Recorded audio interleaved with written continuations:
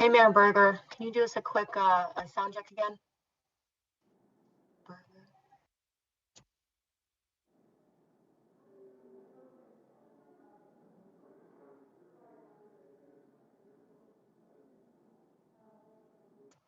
Looks like you're still on mute. Good morning. There you go. Thank you. Uh-huh.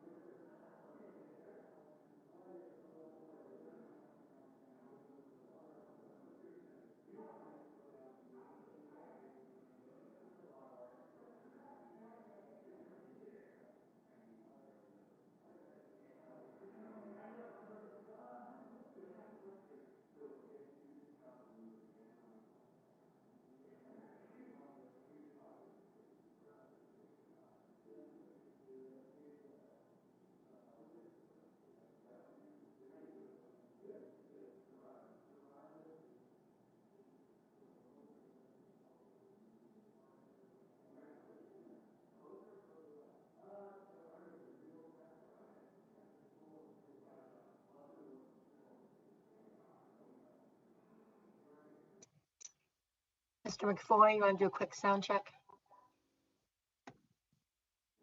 Sound check, testing 1, 2, 3. Sounds good. Thank Good you. on your end, Chris? Yep, good on my end. Thank you, sir. Thank you. Good morning, everybody. Good morning, ma'am. Good morning. Morning, ma'am. Hi, How you Alex. doing? Hello. Hello. Good morning, Grace. Good morning.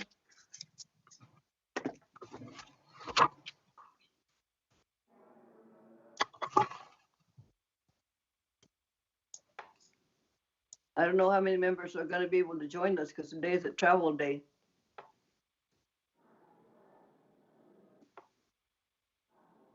Yeah, I will be heading to the airport in about an hour, so I'm sorry I won't be able to be here for the whole thing. But you will be here for a good portion of it. Thank you.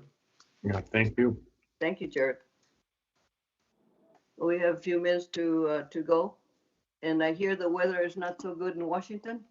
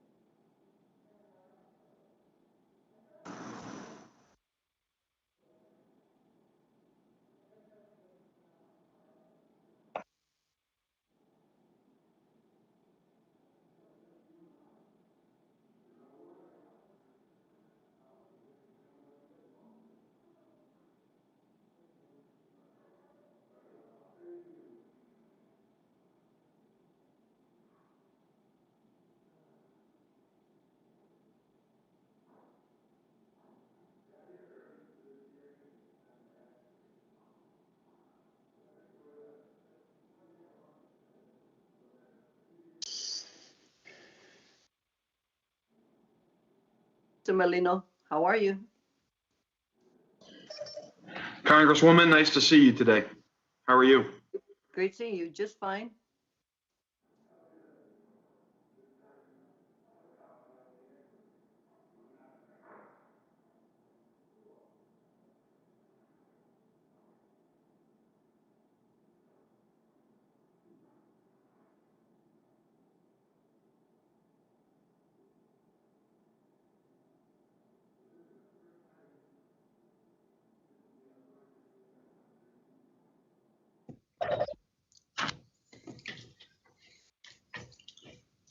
Good morning, Madam Chair. This is Bill Sterud, Chairman of the Puyallup Tribe of Indians. Just checking in.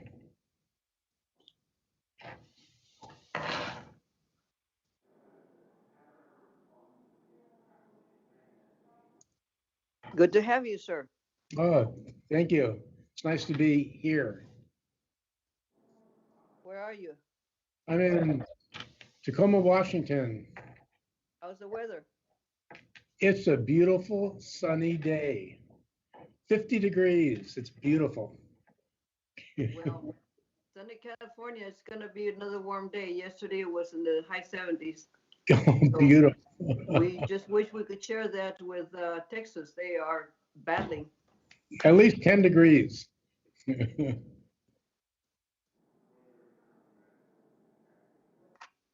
I see a lot of pictures in the background. Your family? Family experiences. I've done this for 43 years. So it's like a museum in my office. Oh, we all have memories, don't we? Oh, you don't want to lose them either. They're too beautiful. Hi, Eddie Bernice.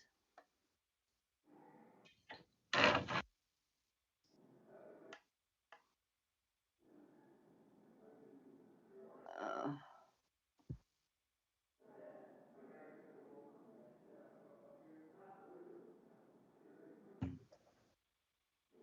I guess I was booted.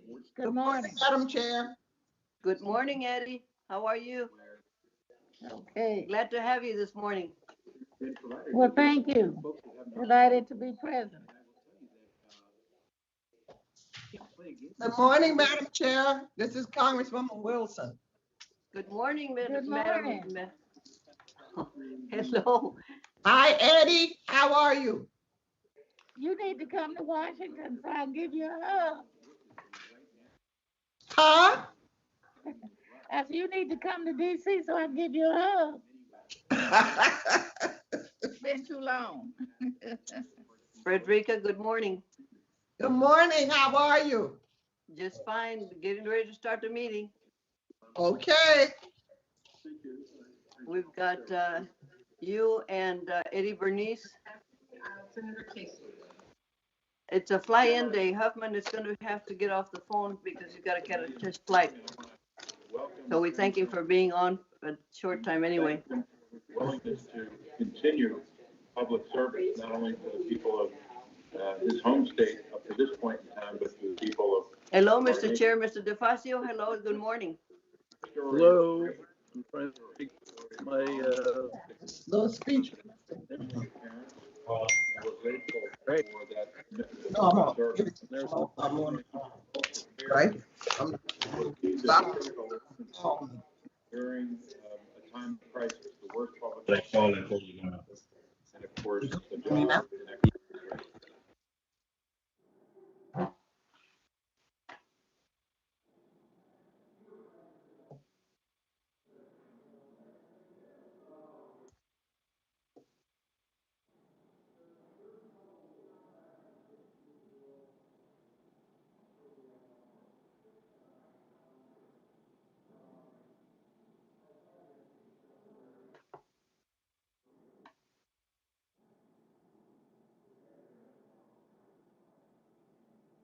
Joe?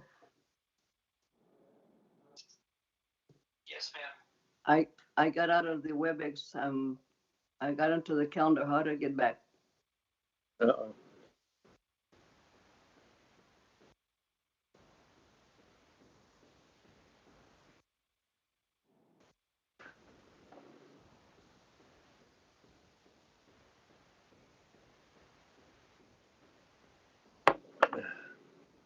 You're back, Grace, but you're muted. You're muted. Back. Thank you, sir. Yep. Congresswoman, you can go ahead and start.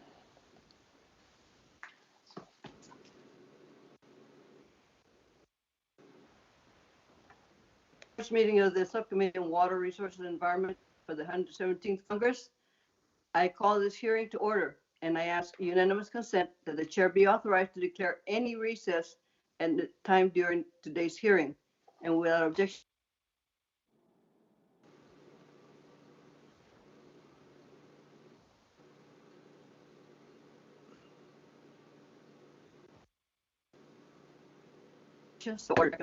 In addressing those needs. It's a privilege to serve as the chairwoman of this subcommittee. I am pleased to be joined by my colleague and ranking member, Congressman Rouser. I guess not yet. From Wilmington, North Carolina. We had a great meeting a few weeks ago, and I look forward to working with him. I also welcome the new members to the subcommittee, Carolyn Bordeaux of Georgia, Eleanor Holmes Norton from the District of Columbia, Greg Stanton of Arizona, Steve Cohen of Tennessee, John Katko, my friend and co-chair of the Mental Health Caucus of New York, and Nancy Mace of South Carolina. The subcommittee will have a busy agenda in the 117th Congress, and I pledge to continue the longstanding tradition of this subcommittee to work in a bipartisan fashion, trying to address the priorities of all members and being respectful when we disagree. We have an ambitious but achievable agenda this Congress. We will hold hearings on WRDA 2020 implementation and lay the groundwork for the enactment of the new WRDA bill in 2022. We will want to hear from stakeholders about the implementation of Congress's changes to the Harbor Maintenance Trust Fund. We will look at ways to make our communities more resilient and learning about how we can use natural infrastructure, water recycling, my favorite subject, and other tools. We also plan to look at ways to ensure tribal communities and disadvantaged communities are included in the planning process for all water infrastructure projects in their communities. We will strive to enact a water infrastructure financing bill that not only reauthorizes the Clean Water State Revolving Fund, or the SRF, but also seeks to provide greater assistance to rural and tribal communities to address the affordability challenges facing all our communities and to encourage innovative, energy efficient, and green infrastructure projects. Last Congress, the House passed H.R. 2 that would have reauthorized the SRF fund. It would also have addressed a number of issues we will be discussing today, including the need to help rural and tribal communities and the need to invest in water reuse and recycling projects. The SRF did not pass the Senate last year, but we will try again soon. Finally, we will renew our constitutional obligation to exercise congressional oversight over implementation of the laws within our subcommittee's jurisdiction. And before we begin, a few reminders. Since we are participating remotely, as chair of today's hearing, I will make good faith effort to provide every member experiencing connectivity issues an opportunity to fully participate in the proceedings. If a member is experiencing any connectivity issues or other technical problems, please inform committee staff as soon as possible so you can receive assistance. A chat function is available for members on Cisco WebEx platform for this purpose, and they can also call the committee's main phone line at 202-225-4472. Again, 202-225-4472 for technical assistance by phone. And finally, to insert a document to the record, please have your staff email it to documentstni@mail.house.gov.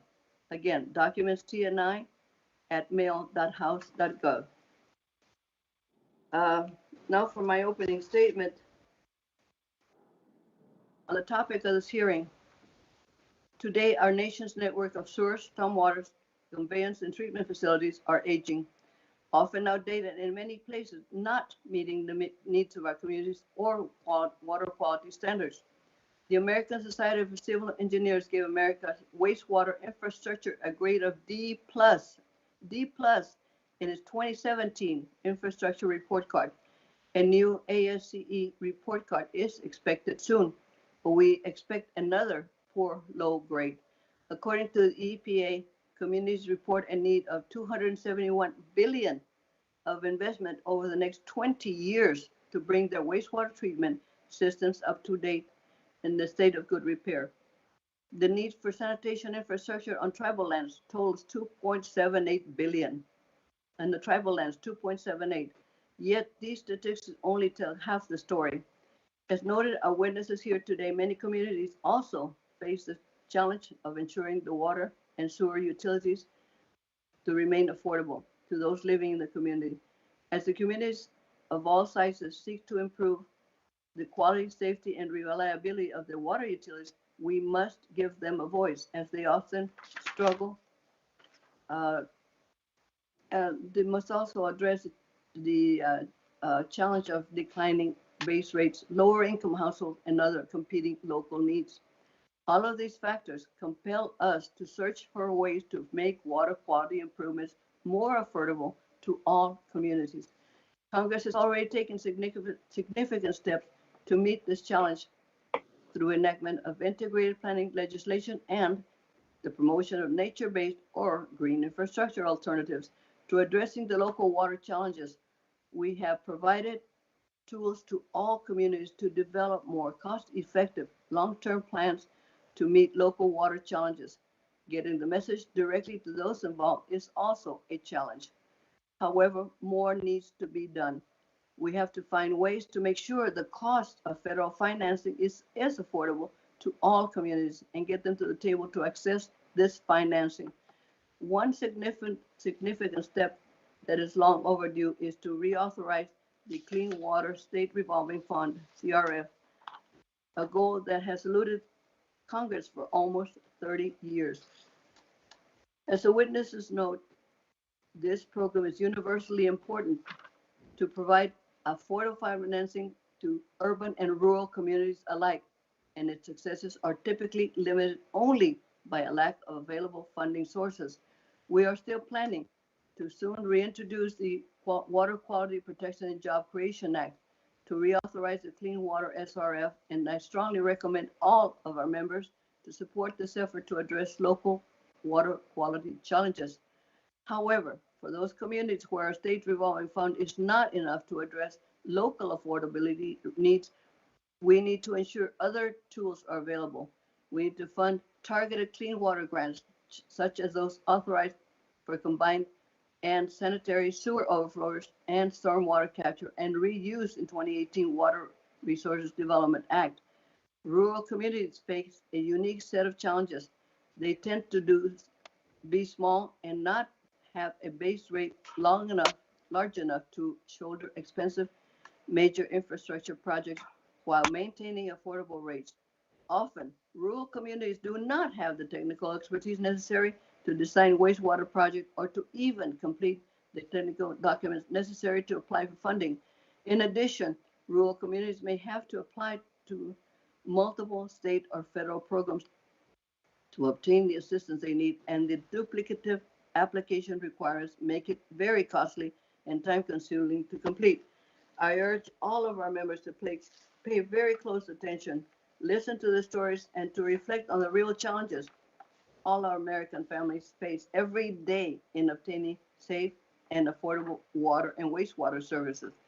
At this time, I am pleased to yield to my colleague, the ranking member of Subcommittee, Mr. Rouser, for any thoughts you may have. Mr. Rouser?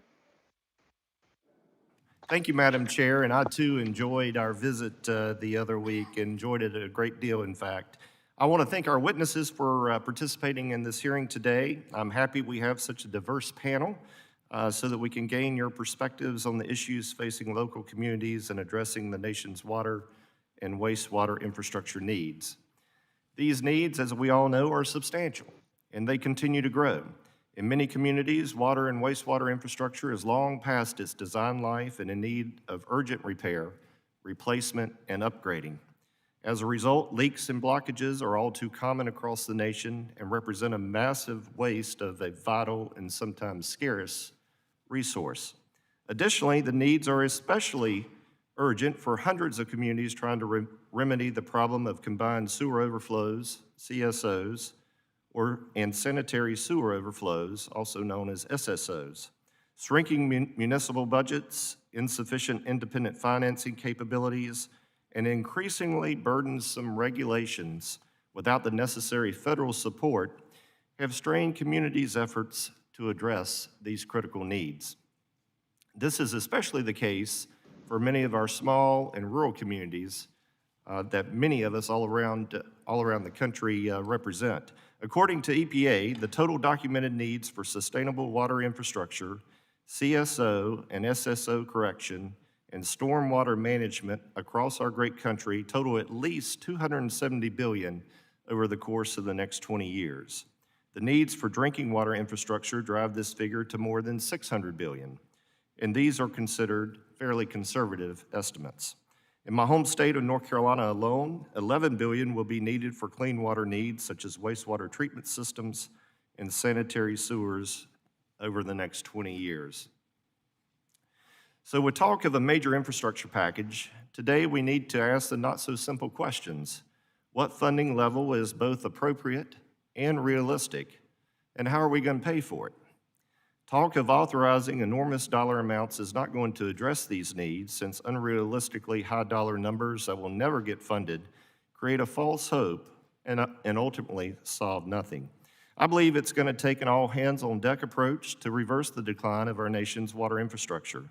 Federal, state, and local investment will be necessary, but cannot be relied upon to solve all of the problems. Instead, we need to move away from business as usual and utilize every tool available. This means searching for new sources of funding, increasing collaboration between the public and private sectors, and improving how federal regulations are implemented, or deciding that they're not needed at all.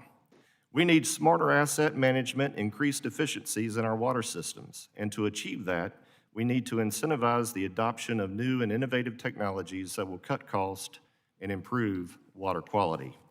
In addition, communities, particularly those that are struggling to address their needs and reduce the financial burdens on households, need to be given greater regulatory flexibility, including through the implementation of a vibrant integrated planning and permitting approach in addressing the compliance mandates that have been imposed upon them.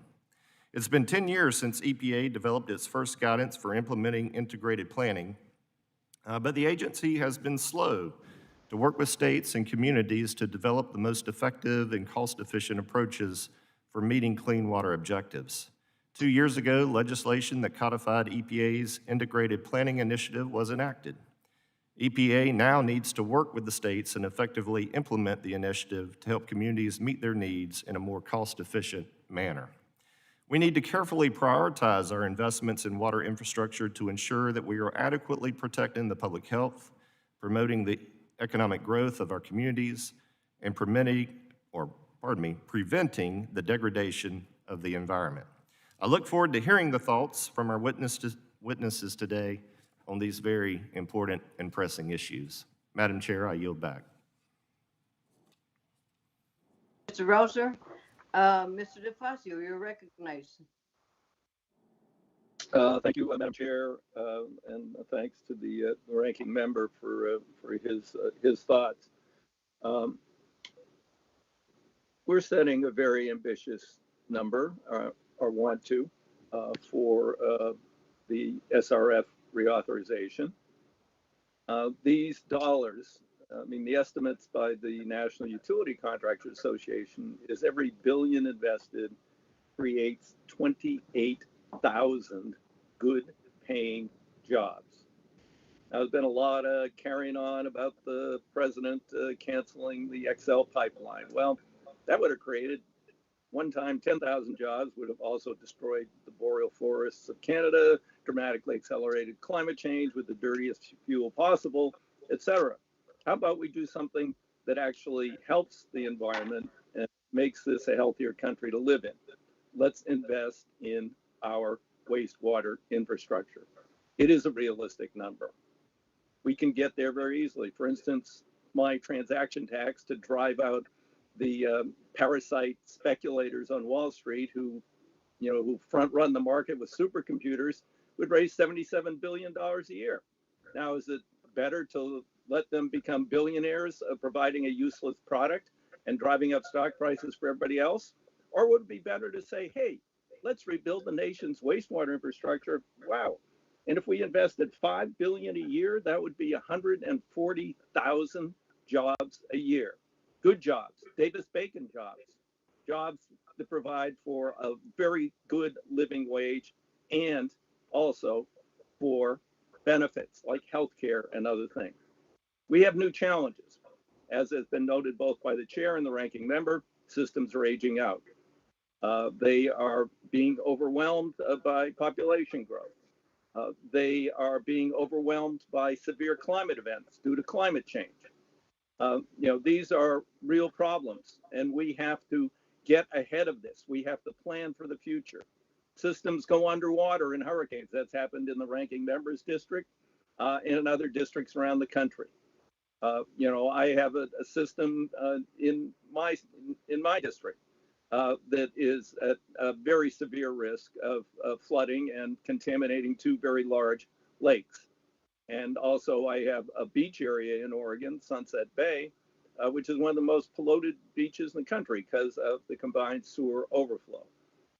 We cannot afford not to make these investments, and we can't put all of the burden on the cities and counties and the individual ratepayers to do this. We need to spread that a little more widely because water doesn't observe state boundaries, city lines, state lines, county lines, or anything.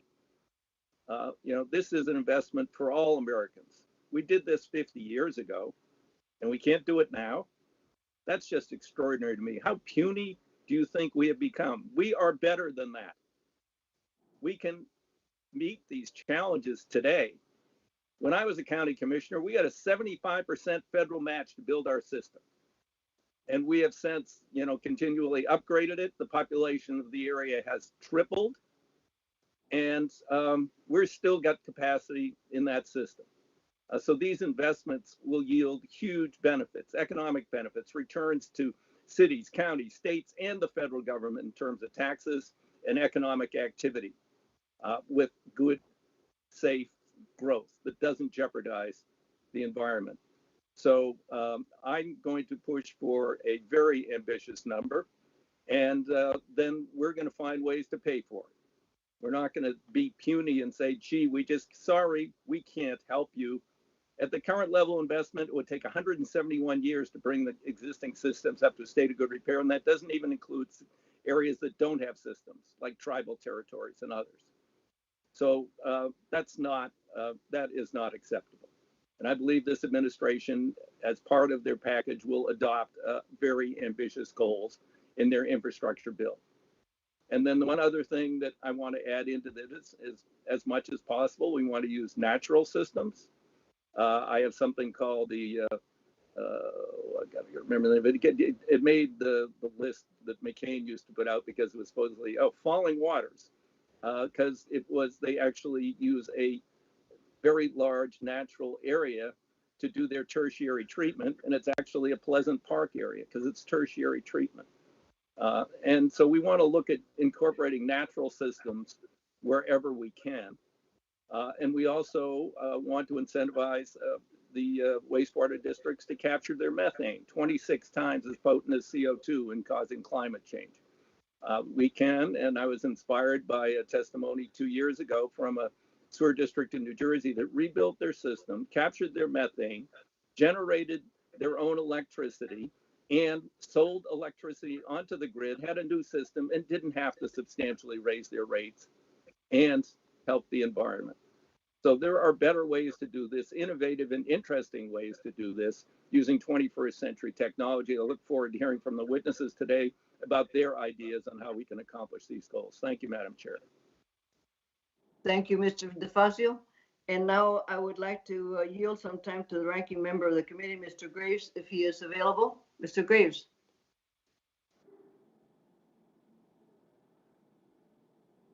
I guess he's not there yet. So I'll go on to the next item. Before we proceed, I ask unanimous consent to insert into the record the following statements. A statement for committee member Representative Strickland. A statement by NAACP Legal Defense and Education Fund. A statement by National Utility Contractors Association. A statement by Clean Water for All Coalition. A statement by the Ohio Environmental Council. A statement by Water Reuse Association, and a statement by American Society of Civil Engineers. Without objections, it is so ordered.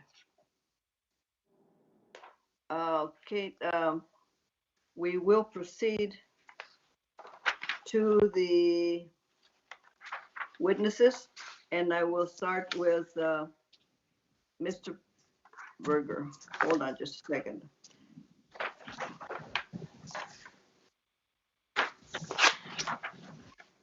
Okay, we thank you. We will proceed to hear from our witnesses to testify today. Thank you for being here and welcome. We have Mr. David J. Berger, Mayor of the City of Lima, Ohio. Bill Sturrod, Chairman of the Puyallup Tribe of Indians in Tacoma, Washington. O.J. McFoy, General Manager of the Buffalo Sewer Authority in Buffalo, New York. Tom Teskey, Vice President and General Manager of East Jordan Iron Works, Incorporated in East Jordan, Michigan. Brenda Coley, Co-Executive Director of Milwaukee Water Commons, and David Molino, Legislative and Political Director of Labor's International Union of North America. Welcome all of you. And without objection, your prepared statements will be entered into the record, and all witnesses are asked to limit their remarks to 5 minutes. And I ask everybody to please mute their mics until you have a chance to ask questions. And I will address Mr. Berger, because we have been told you have an excellent, we're witness in our subcommittee before, and I remember that. I am told you are retiring in November, having served as mayor of Lima, Ohio for 32 years. That is quite a record. Thank you for your many years of service to your community, and congratulations on your well-deserved retirement. You may proceed with your testimony, sir. Mr. Durham, you're on. Thank you and good morning, Chair Napolitano, Ranking Member Rouser, and other members of the committee.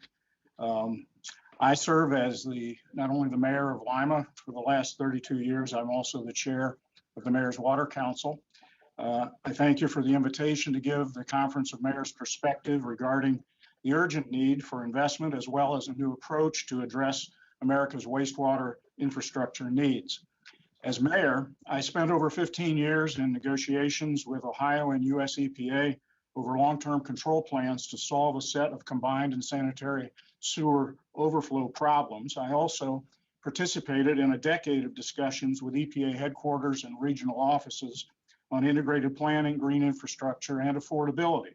So a significant portion of my professional life has been spent on this, which makes me a reluctant expert. And my message is this: we are on an unsustainable path when it comes to providing water and wastewater services in an affordable manner. Local governments are stuck on an unsustainable financial treadmill. Decisions made by the federal government to reduce financial assistance without restricting costly mandates have placed a severe financial burden on us.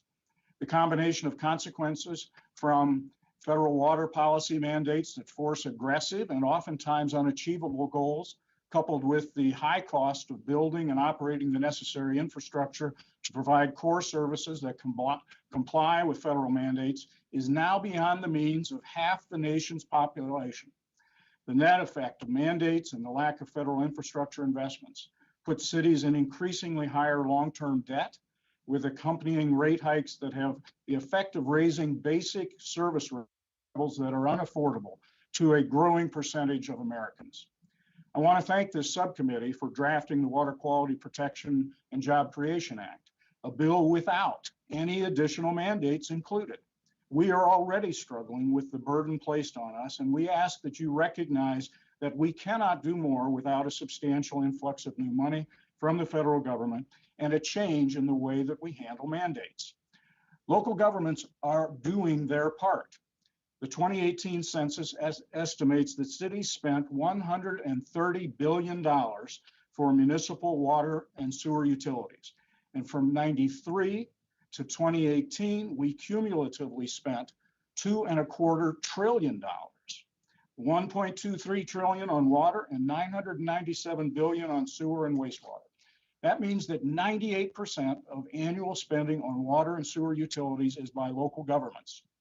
During that same time frame, with the exception of 2008, the amount of money appropriated to the Clean Water and Drinking Water SRFs never exceeded $3 billion annually in the form of grants to states who in turn give us loans that we have to pay back with interest. Our investment has been additionally challenged by other economic factors. Take, for example, the impacts of the Great Recession on water and sewer utilities. When recessions hit and revenues decline, utilities must pare budgets and shift resources to continue service for public health protection and regulatory compliance. The result was to ultimately stifle up to $105 billion in infrastructure investment over more than a decade and thereby stress our systems even more. Further, it has been decades that we have seen anything but level funding from Congress. Higher authorization levels without increases in appropriations is frustrating at best. We need the federal government to step up. The Conference of Mayors developed the Mayor's 2020 Vision document where we call for additional federal funding in the area of water and wastewater infrastructure, as well as additional flexibility in order to maintain affordability for our citizens and our cities. Our recommendations include promoting integrated planning, implementing the 2021 affordability guidelines, investing in smart technologies, and developing efficiencies in the water energy nexus. By thinking more broadly and creatively, we can better tackle our infrastructure needs and provide cost-saving solutions. We also recommend taking a critical look at what our infrastructure and compliance priorities should be. If a mandate costs millions of dollars but has modest environmental benefits, would that money not be better spent on other more pressing infrastructure, environmental, and public health priorities? Related to this, I'd like to thank this committee for passing integrated planning, which my own committee has utilized. Integrated planning can provide the flexibility to begin to realign requirements with local priorities and local financial capabilities. It is a huge step in the right direction. We need more tools like this to maintain and rebuild our infrastructure while addressing resiliency and cybersecurity. On behalf of the Conference of Mayors, we stand ready to work with you to help develop these necessary solutions. Thank you for inviting me to participate. Thank you very much, sir. And now we will hear from Mr. Bill Sturrett. You may proceed, Mr. Good morning. My name is Bill Sturrett. I am the chairman of the Puyallup Tribe of Indians in Tacoma, Washington. I would like to thank Chairman DeFazio, Chairwoman Napolitano, and our Congresswoman Strickland for the opportunity to present testimony on this important topic of the need for greater investments in America's wastewater infrastructure. The Puyallup Tribe is a federally recognized tribe located in Pierce County, Washington, along the shores of Cominston Bay, a large inlet of Puget Sound. The reservation consists of approximately 28 square miles in Pierce County, Washington, and includes the city of 5 portions of the city of Tacoma. Today, the tribe has more than 5,461 members. In addition to serving our members, we serve more than 29,000 Native Americans from our 200 federally recognized tribes and Alaskan villages. The pandemic has brought into focus the massive health disparities that exist between Indian country and the rest of America. In many cases, this health disparity exists because there is a lack of water and sanitation infrastructure in Indian country. The Indian Health Service estimates almost 30% of the homes in Indian County lack proper sanitation infrastructure. Thus, the simple act of washing your hands for 20 seconds is something that too many people in Indian country cannot do. The lack of waste sanitation infrastructure results in higher incidence of cancer, obesity, diabetes, and other chronic diseases. Beyond the direct health impacts that Indian country experiences because of poor sanitation, there is the impact to our natural environment. Numerous reports have documented the impact that outdated and failing septic and sewage treatment facilities are having on the health of the Puget Sound. Failing septic and sewage treatment facilities are a direct threat to all life in the Puget Sound.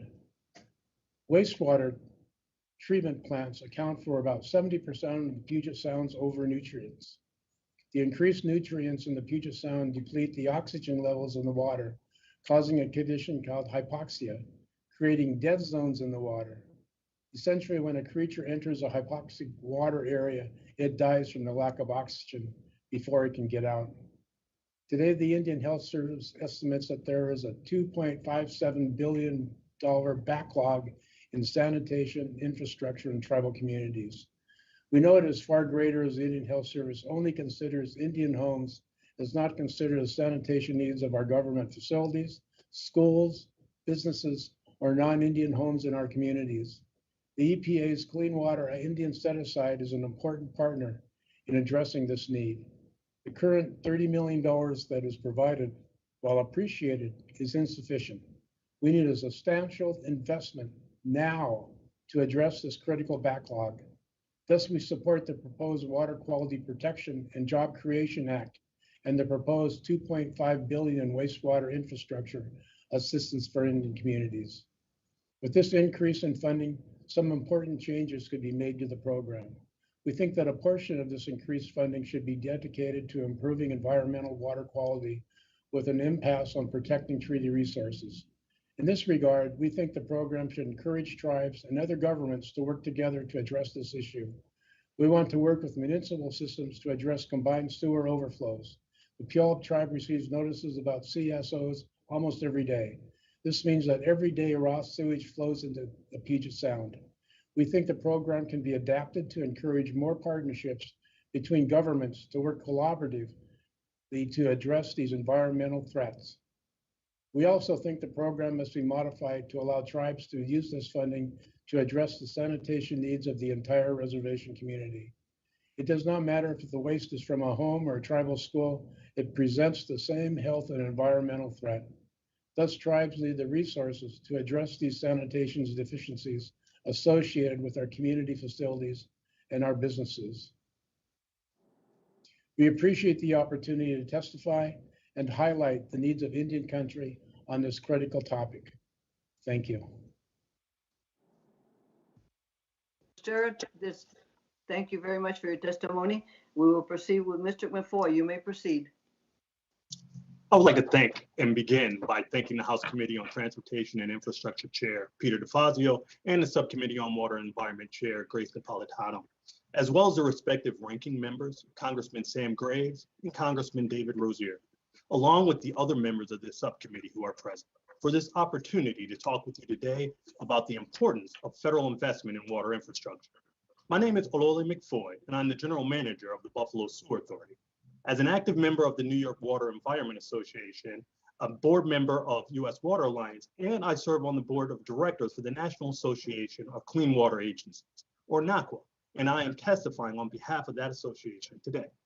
NACWA represents hundreds of public wastewater and stormwater agencies nationwide that are on the front lines of public health and environmental protection.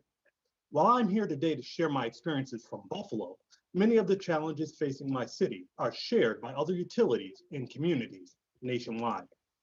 Buffalo is a northeastern city that has seen its share of ups and downs. It is a city with a proud record of innovation, fortitude, and perseverance, while also having a pretty good football team as of late.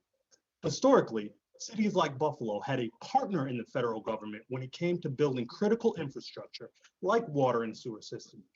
From the WPA funding that allowed the ribbon cutting of our primary treatment plant to the construction grants program that ushered in our secondary plant expansion, this partnership was vital to helping Buffalo and other communities around the United States provide working class families the opportunity to have good jobs, good wages, and stable neighborhoods. However, over the last decades, the nature of that partnership has changed as the federal government's investment grew smaller and smaller, now estimated below 5%. And localities like Buffalo had to take on greater shares of that infrastructure cost. That shift to a greater local cost share had unintended consequences because it came at a time when local governments were losing their ability to raise revenues sufficient to cover the high cost of these types of capital projects. As a result, our infrastructure deteriorated, with the work being done on it relegated to mostly maintenance, repairs, and necessary replacements. This has proven to be an unsustainable approach. Currently, the costs of capital infrastructure are being borne by a segment of ratepayers who, as in Buffalo, a city with a 30% poverty rate, simply cannot afford to pay it.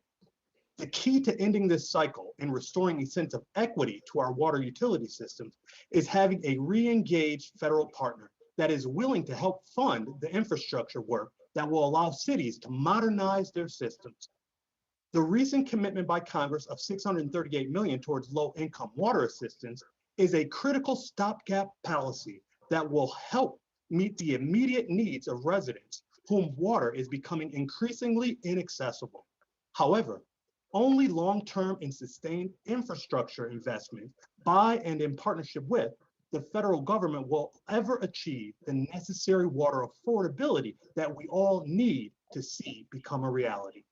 This can be accomplished through significant increased funding to existing programs like the Clean Water SRF, WIFIA loan program, the Water Workforce Grant Program, and the Storm Overflow Stormwater Grant Program.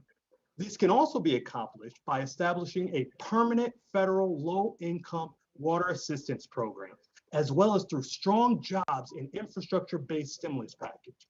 NACWA is pleased to strongly support all of these approaches through our new Affordable Water Resilient Cities campaign.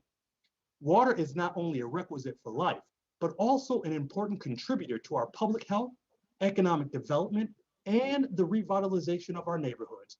We can't consistently deliver innovative green infrastructure and smart water projects to protect the environment without our federal partner.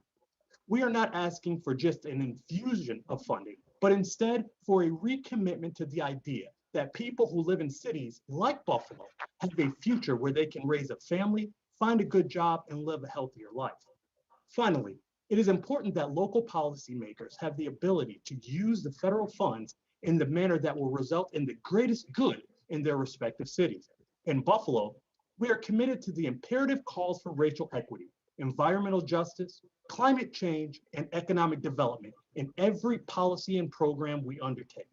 I hope that the subcommittee will consider these factors as it continues its work to develop legislation that will help improve water infrastructure system funding in Buffalo and other cities and communities across the nation. I would like to thank the members of the subcommittee for their time and the opportunity to present my thoughts on the critical need for increased federal investment in water infrastructure. I would be happy to answer any questions that you may have at that time. Thank you, Mr. McFoy. That's very kind of you. And we will proceed with Mr. Teskey. Mr. Teskey, you may go. Good morning. My name's Tom Teskey, and I'm Vice President and General Manager of EJ Americas, formerly known as East Jordan Iron Works. EJ is a global leader in the design, manufacture, and distribution of products critical to our nation's water and wastewater infrastructure, such as fire hydrants, valves, valve boxes, access covers and frames, curb inlets and frames, and drainage grates. These products are all made from recycled scrap metals that are melted, poured, finished, machined, coated, and assembled in the United States. EJ is a family-owned company that has a long history of investing in American workers and communities. The EJ legacy dates back 5 generations to 1883, when our first manufacturing facility was built in East Jordan, Michigan. While we are now a global enterprise, we remain dedicated to the U.S. market. Our U.S. employees remain the heart and soul of our company. Today, I'd like to make 3 points. Robust, long-term investments in our nation's water infrastructure are absolutely necessary, and when coupled with a strong Buy American policy, can help drive our economic recovery. Increased funding is crucial. Congress must also ensure that such public investments have the maximum possible impact on the American economy, creating and preserving U.S. manufacturing jobs. These investments are maximized when they are tied to Buy America preferences for U.S. produced products, such as American Iron Steel policy applicable to the Clean Water State Revolving Fund projects. When these laws apply, there's increased demand for EJ's products and a corresponding increase in demand of our suppliers and service providers. As for our hourly team workers, this means more take-home pay to support their families and spend in their communities. The absence of Buy America laws applied to federal aid infrastructure spending diminishes the effectiveness of U.S. regulatory policy. We must compete against foreign, state-owned, or subsidized foundries that regularly flout international trade laws, have no regard for worker safety, the environment, or public health, and are not required to operate by comparable regulatory standards. This creates a significant competitive disadvantage for American producers that has led to lost sales, closed plants, lost tax revenues, and lost jobs. The American foundries that have survived utilize state-of-the-art energy-efficient processes and pollution control systems. As a result, our plants are among the safest and most environmentally sound in the world. American companies deserve a common sense preference for meeting, not avoiding, these standards and for keeping jobs here in the US. Buy America incentivizes companies like EJ to make long-term investments in communities and workers across the United States. In the last 2 decades, EJ has made a number of acquisitions and significant capital investments to reinvest in our business and modernize our manufacturing capabilities. Among our 3 largest capital investments in the US are 2 brand new foundries. In 2001, we commenced operations in the Ardmore, Oklahoma foundry.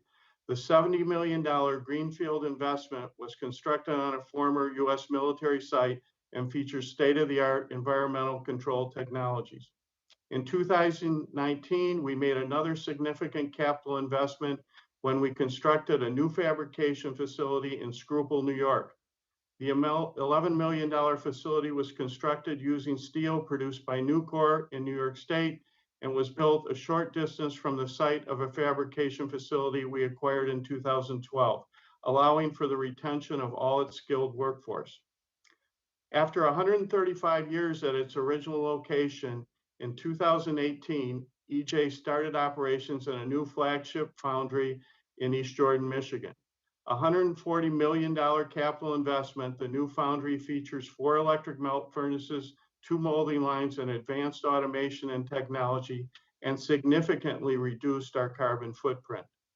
The existence of Buy America applied to federal aid infrastructure spending was an important factor in our decisions to proceed with these capital investments. I'm here to tell you that Buy America policies work, and EJ investments in its U.S. manufacturing capacity are demonstrable proof. Thank you very much again for giving me the opportunity to testify today. Thank you very much, Mr. Teske, for your testimony, and we proceed on to Ms. Coley. You may proceed. Thank you, Madam Chair Napolitano and the ranking members and Chairman DeFazio for inviting me to testify to this committee. My name is Brenda Coley, and I am the co-executive director of Milwaukee Water Commons, a cross-city network that fosters connection, collaboration, and broad community leadership on behalf of our common waters. We promote stewardship of equitable access to and shared decision-making regarding water. In our view, people value water infrastructure when they don't have to think about it. But for many Milwaukeeans, water infrastructure comes to their attention when it poses risk to their health and environment. There is an urgent need for infrastructure investments across the nation and for federal leadership to equitably fund the repair of water infrastructure. Our delay in addressing the need to replace aging water infrastructure contributes to ongoing economic, environmental, and public health crisis.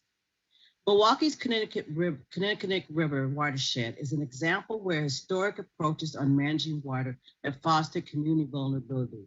On Milwaukee's south side, a predominantly Latinx community, historical decisions to move stormwater out of dense, low-lying neighborhoods have resulted in land cover that is mostly impervious, including large sections of the river that flow through underground tunnels or concrete channels. Infiltration between wastewater and stormwater systems in the KK River watershed leaks human sewage directly into the river and ultimately into the Great Lakes. The removal of concrete, river naturalization, and installation of green infrastructure could benefit public health by reducing the urban heat island effect, preventing neighborhood flooding and flash floods, restoring natural ecosystems, and filtering water where it falls, to reduce the load of bacteria and other contaminants in the river. Despite this urgent need and local expertise to develop these solutions, the cost of concrete removal is so great that it is unrealistic to expect locally funded action to remediate this blatant environmental justice. Racial and economic inequities are embedded in the history of how we have funded water infrastructure in this country. Let me trace a portion of that history for you. Drinking water, wastewater, and stormwater systems were built in major cities like Milwaukee during the early to mid 1900s. Over the latter half of the 20th century, there was a massive build out of water infrastructure into the suburbs. This was paid for by, number one, substantial federal funding via grants and urban water ratepayers. At the same time that expansion of water infrastructure supported the flight of white residents to the suburbs. Redlining and other racist housing policies limited where Black families could live. Living wage jobs fed to the suburbs as well. Today, the water infrastructure for the metropolitan Milwaukee is built on the backbone of Milwaukee's water systems. Milwaukee's water purification system provides drinkable water for the suburbs, and its water treatment plants process their wastewater. But the pipes and other infrastructure connecting these systems is newer in the suburbs and older in the city. In the city, our water systems are 50 to 100 years old. Following these demographics and economic shifts, the system for financing water infrastructure changed too. The share of infrastructure needs covered by federal funding has gone way down from 63% in 1977 to 9% in 2014. Most of the federal funds provided today are as SRF loans, and the money to repay these loans comes from water ratepayers because water utilities are reluctant to raise rates to unaffordable levels. Infrastructure needs go unmet. It is not enough to write a check funding water infrastructure, but challenges needs to be intentional about workforce equity and community benefits. In 2018, Milwaukee Water Counties facilitated one of 7 water equity task force groups piloted by the U.S. Water Alliance across the country. In Milwaukee, the task force is a cross-section of partnership between water utilities, environmental nonprofits, educational, and workforce development organizations. Based on that process, we recommend that legislation to fund water infrastructure investments should require recipients to track and report on the diversity of workforce and of contractors and subcontractors. Report on policies and practices aimed at workforce equity, and report how funded programs address environmental justice. We also recommend that federal investments in water infrastructure should include procurement preferences for projects with an additional commitment to establishing community benefits agreement. In closing, your legislation appropriation funding for water should achieve 3 things: shift away from loans towards federal grants, restore the amount of federal funding for water infrastructure to levels provided in the mid-20th century, and prioritize grant funding for utilities serving racially and economically segregated urban communities to redress racial and economic inequalities embedded in the history. Lastly, my hope from a community perspective is that public water systems be understood as a public good and service that assures safe, clean, affordable water for all, protects our natural waters, and protects us against the threats from climate change, and that they must be paid for accordingly as a shared public good.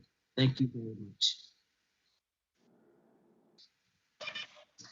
Ms. Coley, and now we will proceed to Mr. Molino. Mr. Molino, you may go.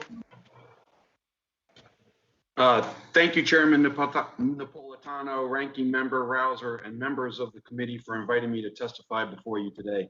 My name is David Molino, and I'm here on behalf of the Laborers International Union of North America, LIUNA. LIUNA members are engaged daily in efforts to build and maintain our nation's vital physical infrastructure, the things that we use so often that we don't pay any attention to them until something fails: a bridge, a tunnel, the electricity grid, water systems.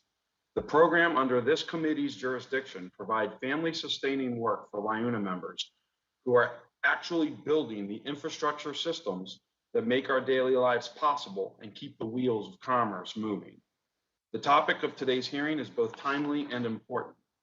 Properly constructed and maintained wastewater treatment systems are the most basic and critical infrastructure systems for protecting public health and the environment. According to EPA's most recent needs survey, which was released nearly 10 years ago, communities have documented at least $271 billion of investment over the next 20 years to bring their systems to a state of good repair. I imagine the current need is likely higher. Existing infrastructure is aging and critical failures are increasing at a rapid rate and in desperate need of repair and replacement.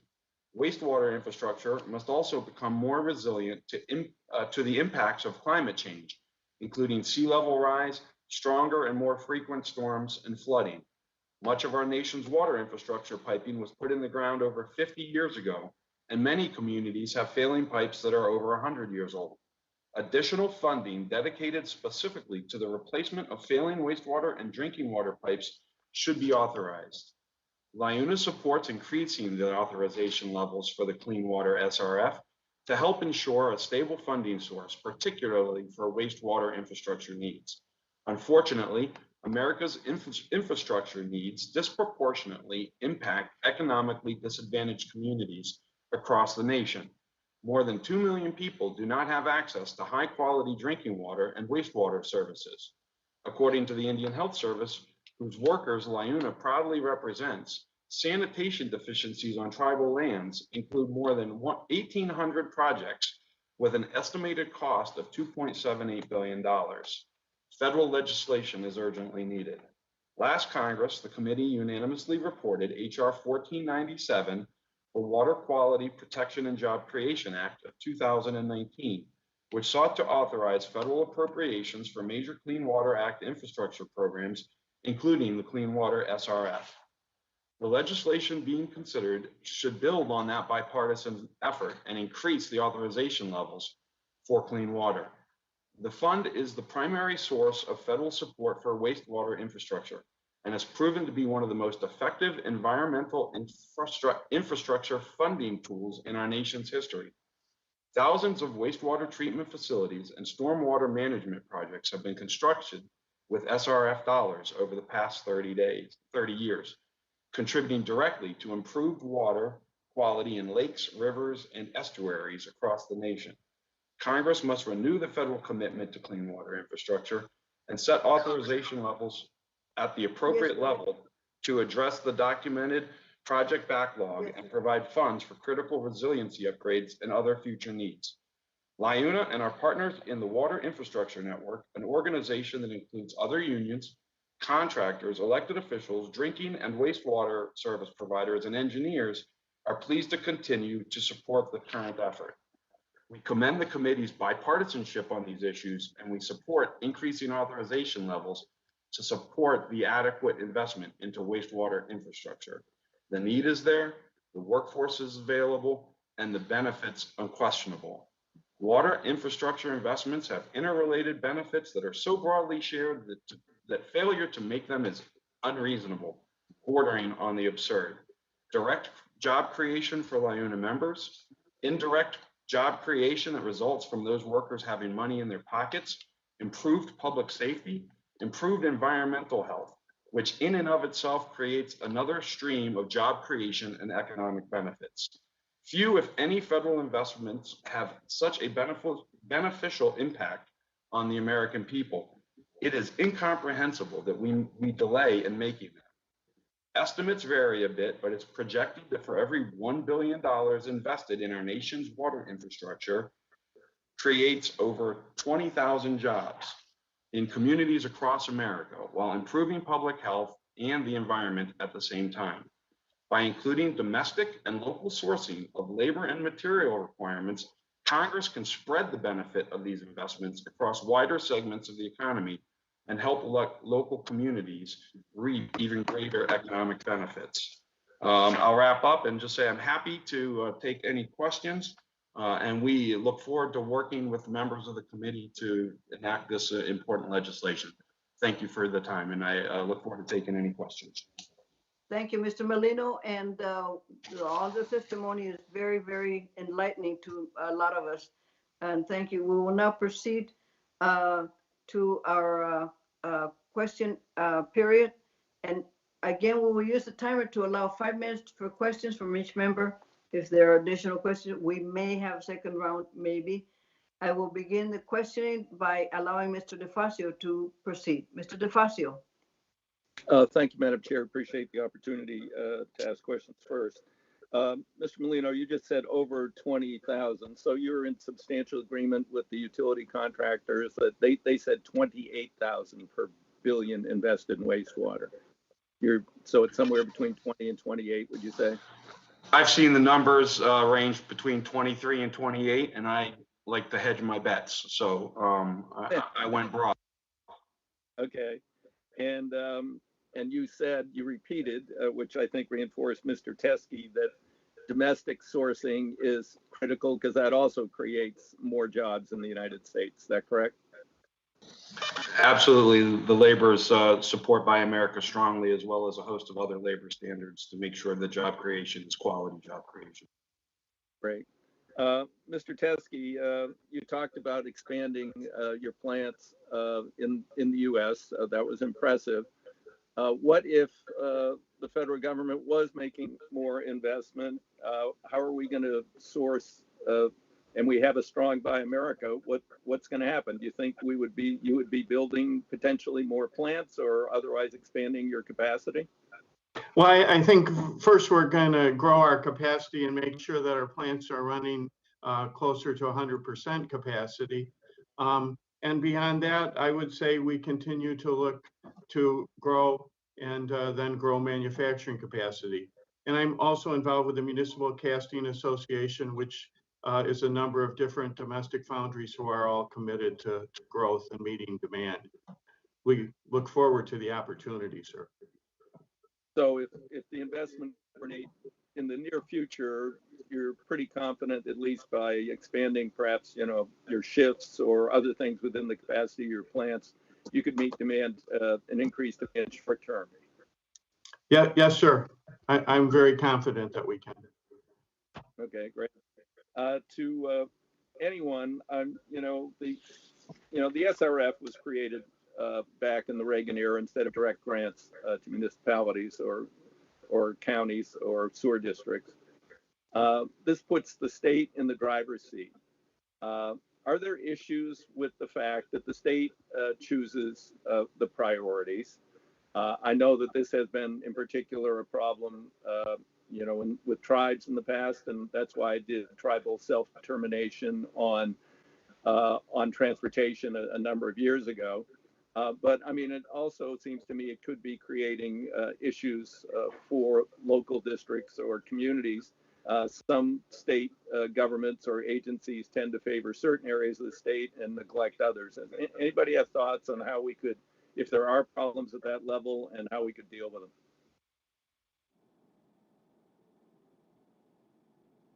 Okay, well, it's a thought. You can get back to me later if anyone has a thought on that.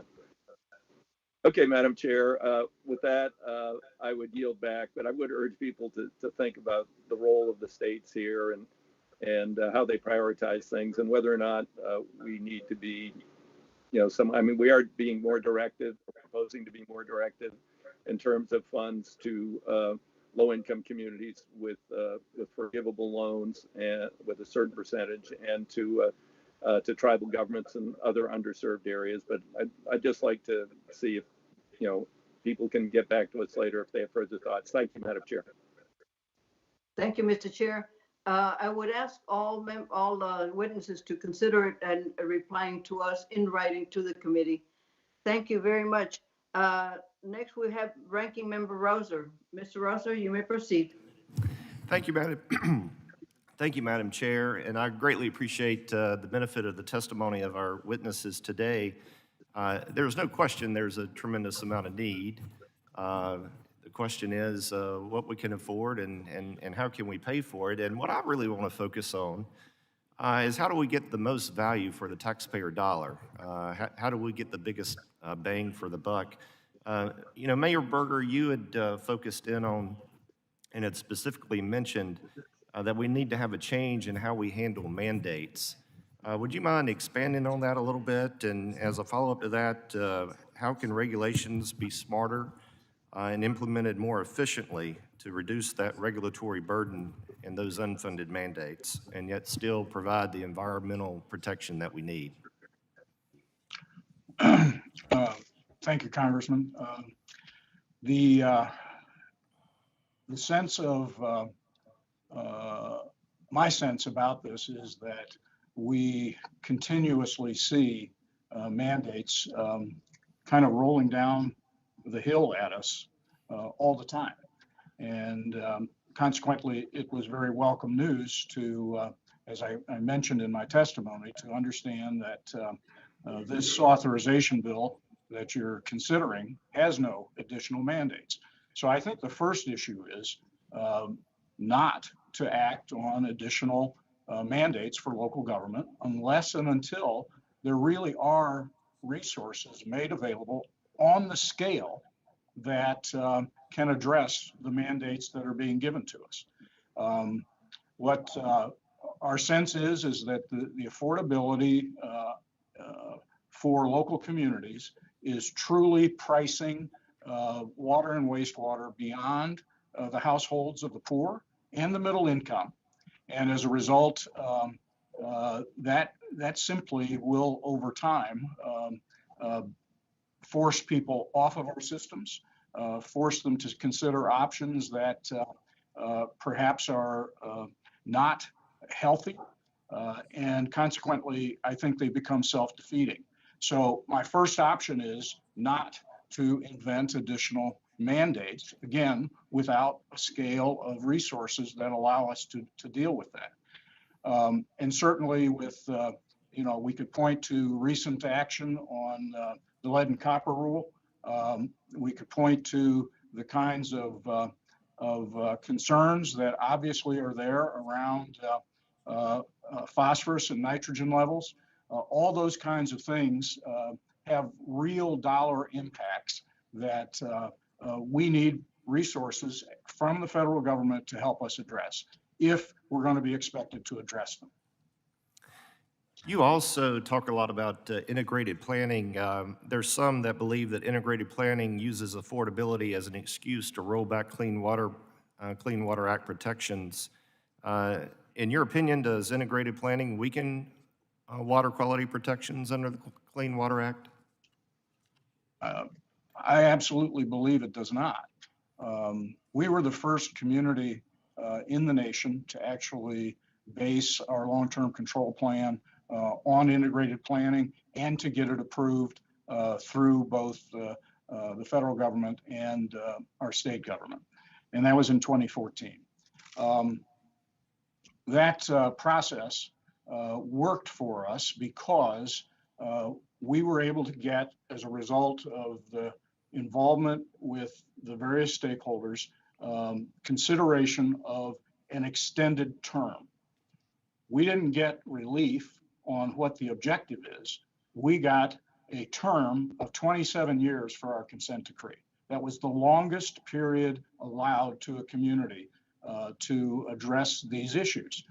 So on the front end of that process, we had what were called early action projects, which committed us to spending about $60 million out of a $150 million commitment. After we are done with those early action projects, which we're beginning to wrap up now, we will have a period where we get to pay down debt that we've taken on in order to deal with prior projects, but also with some of the early action projects. And by virtue of that pay down period, we then position ourselves in the next phase for the balance of the projects that we commit to be able to afford those with additional future debt.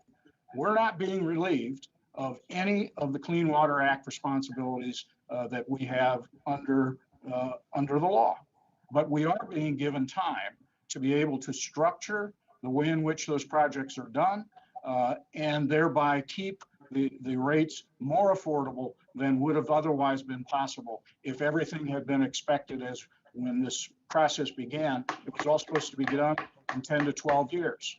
That would have bankrupted us. And so this isn't, integrated planning is not about relief from the obligations for clean water. Instead, it's about how do we get it done in an affordable way. Madam Chair, my time's expired. Thank you, Mr. Rouser. I appreciate that. The next question period will be mine, and I'm addressing it to Mr. Stirrup. The federal investment, besides providing more federal investment to the tribal lands, what can Congress do to help sanitation services? And so far as the discussion draft for the Clean Water State Revolving Fund, what did we get right? What issues should we address as we move this through the committee process? And what can Congress do to make sure individual households can pay their water bills if rates increase due to improvements? And I'll go ahead and let you answer, sir. I'm sorry, you cut out halfway through and then you came back on. But providing more federal, beyond providing more federal investment in clean water SRF, what can we do to help tribal communities ensure they have adequate water infrastructure and sanitation services? And what can we get right? What issues should we address? And then what can we do to make the individual household make it more affordable in case the rates are increased because of improvements? well, that covers a large area, but I can safely say that Indian country, in a lot of ways, is like a third world, has third world conditions. You know, across the country, all Native communities are sometimes isolated. Are last on the list to get federal or state funding, and they need to work together to help us out. And that includes tribal communities. Being able to speak on this subject is very important. The impacts on our health, to our environment. We just need more funding. Treaty resources must be a priority. We have a treaty that allows us to catch salmon, that allows us to go gooey duck diving, shellfish harvesting, and those are all impacted by wastewater, and they're dying. Poor sanitation infrastructure is a big cause. We've lived on these foods since time immemorial, and we need to protect them. They're our health food, they're our medicine. All right, sir. Well, given the list of infrastructure needs, we rank water infrastructure as the most important. What does investment in water infrastructure mean to the Native American community? Well, it means like living a healthier lifestyle.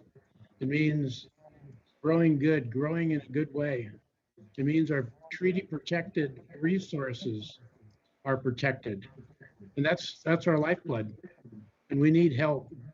And we're doing the best that we can. And we're also, working with our state people, our local governments. It's a big issue that we all have to put our hands around.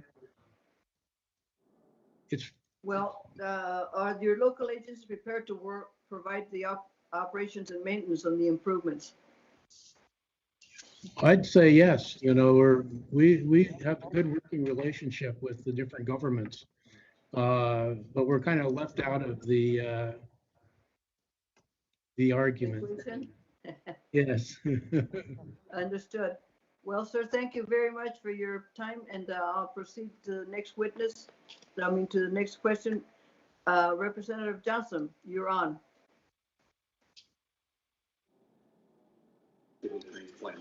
Well, thank you very much, and let me thank all of our witnesses. Let me just preface any questions I might have by calling your attention to the major situation we find ourselves in Texas. I represent Dallas, Texas, and I listen very closely to Mr. McFoy. Mr. McFoy, if you were in Texas at this time, how would you advise us on the infrastructure services that we need to look at? Because what's happened there and what's going on there is likely to happen anywhere. With the climate change, we get predictions about weather changes and things that are going to happen in general. And as much, I don't want to put too much of a burden on you to know about what's going on in other places. But what do we need to do in this country to be more prepared for what we're obviously looking forward to doing, because we're not going to be able to do whatever it takes to completely address climate change in any time that I can foresee in the future. We can work on it little at a time. But I suspect that most major cities can be caught off guard when we have incidences like we're going through in Texas right now. What do you see as we go forward, what we need to do in this country, especially with our water systems, to be somewhat a step ahead? That's an excellent question. One of the things that we are focusing in here in Buffalo is just having a resilient system. And that goes around with everything that we do. So whether that is capital improvements or our operation and management and management of our facilities, it is critical that you look at the risks associated with climate. So here in Buffalo, we're on the shores of Lake Erie, and what we've been seeing is high water, and that has had an effect on where we have our facilities located. So that is our issue. Of course, it snows here all the time, so we're used to the snow end of it. But other places have to see, with climate change, what are the different aspects that are coming their way, and then focusing on the resiliency of all of their platforms. So while I don't have specifics on what is going down in Dallas and in Texas area, that would be my advice to all of our peers, is that we really focus in on the resiliency, especially in the face of these climate realities. Well, thank you very much. Are there any other witnesses who'd like to comment on that?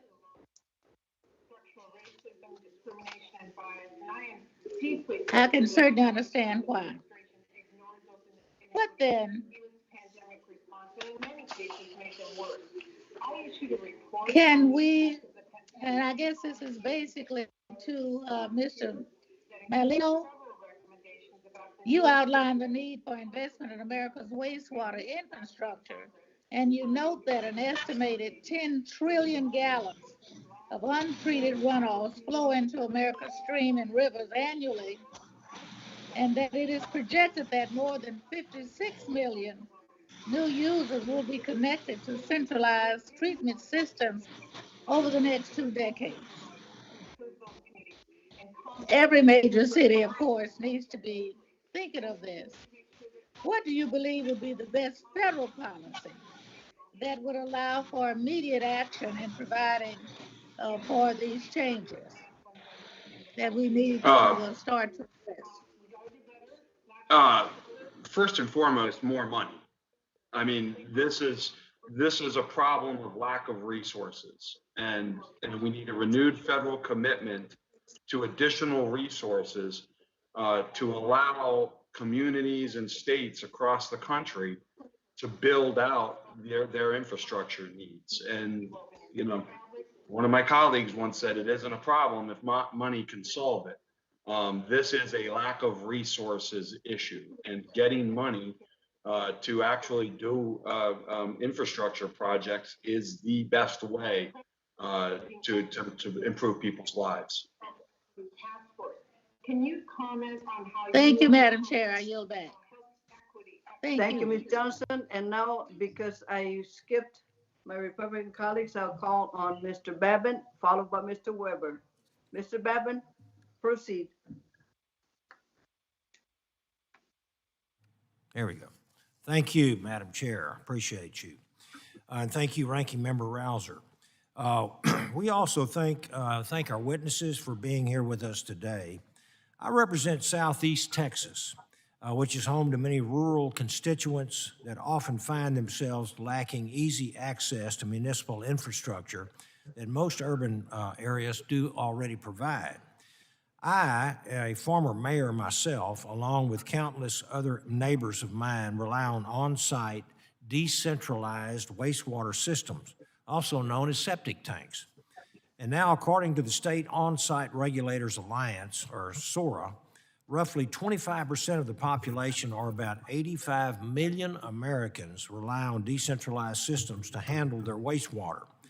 The National Association of Home Builders estimates that 30% of all new residential construction will utilize decentralized systems going forward. However, less than 1% of all clean water state revolving funds allocated over the last 40 years has actually gone towards these decentralized systems. And to me, these numbers just simply don't add up when millions of Americans, including Texans, rely on these systems. So Mayor Berger, or any other witness that might want to address this, what role do you see decentralized systems playing in your wastewater infrastructure needs going forward? Mayor? Congressman, actually, for us, with the city and the townships that are connected to us, the entire city is sewered, and a good portion of the contiguous townships. So I personally have no expertise relative to the approach of decentralized systems. I do know that the state of Ohio has begun to more intensively regulate that approach because the failure of systems seems to be increasing. And so inspection regimes, as well as the amount of acreage that home builders are required to take to install systems, all of that, I think, is going to continue to happen in order to adequately treat those wastewater concerns. Okay, thank you very much. Is there anyone else on the panel that would like to address this septic tank question I have? There are millions of Americans that have to utilize these. Okay. One other question then, Mayor Berger. How can the Environmental Protection Agency, or any other federal agencies for that matter, better serve these systems and the people that rely on them? If you, hopefully I've got enough time for someone else to answer that and take a shot at it as well. Thank you. Again, sir, I have no personal experience with the systems, and I would hesitate to offer some advice. Okay. Is there anyone here on this panel that might want to address this? Less than 1% of all of our clean water state revolving funds have been allocated over a 40-year period to these decentralized systems, when 85 million Americans rely on these septic tanks. Anyone else want to take a stab at that?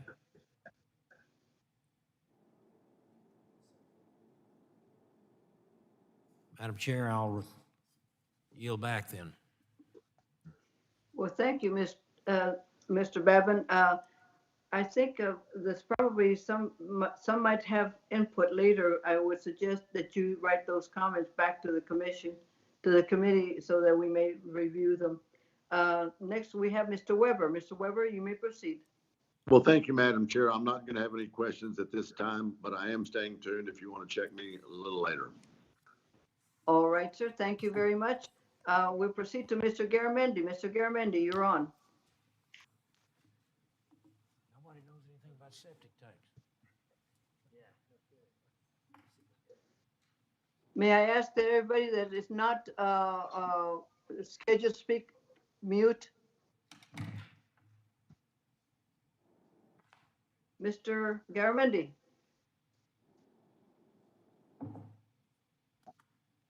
Is he available? If not, we'll skip to Mr. Lowenthal. Thank you, Chair. I find the subcommittee on wastewater infrastructure and the needs and the importance of especially the SRF as the clean water as so important. But one of the things struck me, and I don't know if any of you can help me out, in when I was doing my reading to plan for the subcommittee,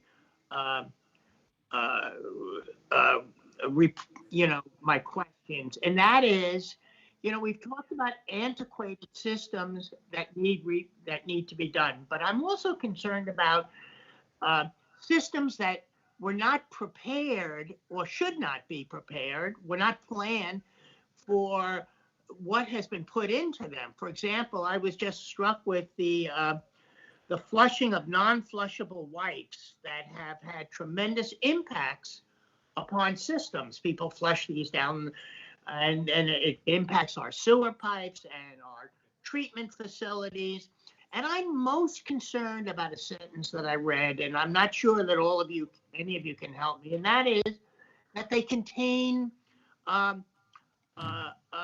microplastics that don't break down. So we're now talking about microplastics, and those clog the system. But I'm also concerned about, have you found that the public health crisis, we are ingesting all those microplastics.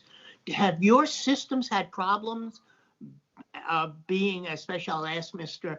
McFoy about non-flushable wipes? What should we be doing about it? And have anybody studied or seen the impact of these microplastics that clog the system, but they also clog the human body too? And so I'm very, very concerned about that issue of microplastics that get into us and get into our systems and clog the systems themselves. So should we be doing something about that, about what, how it's not just old systems, it's the fact that these systems were never designed to deal with some of these issues. So I'm wondering if anybody has had to deal with any of those issues. Maybe Mr. McFoy. Congressman, I can take that one. As far as the first one, which we talked about, flushable wipes, to many of us in the utility industry, that's a misnomer. What we have found is, in most cases, they are not meant to go down into our systems because they simply do not break down by the time that they reach our treatment facilities, and hence they cause havoc not only in our sewer system, but when they reach to our treatment facilities, as with our screening facilities and things of that nature. And microplastics here in Western New York, we technically have a microplastics ban in place because of the health concerns with many of those microplastics making their way. What we have been pushing for from a state level here and nationally has really been to push that back onto the manufacturers of these microplastics to make sure that they deal with their waste in the same way with the flushable wipes. That responsibility is placed on them before it becomes a problem in our systems and for our residents and customers. I have a bill which is very similar, a little different concept, but very similar to what you're saying, is to push it back to the producers. I have a bill on plastics in general, and instead of asking cities and counties to do all the work in terms of recycling and cleaning up of plastics, to put it back on the extended responsibility on the producers of the plastic. So I agree with you that it's the producers, they should not be putting these microplastics in, and it really should be their responsibility to help clean up or to prevent all this from happening. And they're not being responsible. And my bill is called Break Free from Plastics Pollution Act, and in the Senate, it's Senator Merkley and myself are reintroducing that bill this year. But it really deals with the same concept that you're saying. It's the producers of the plastics that really have to deal with this issue, and they're not frequently. Thank you, and I yield back. Thank you, Mr. Lowenthal.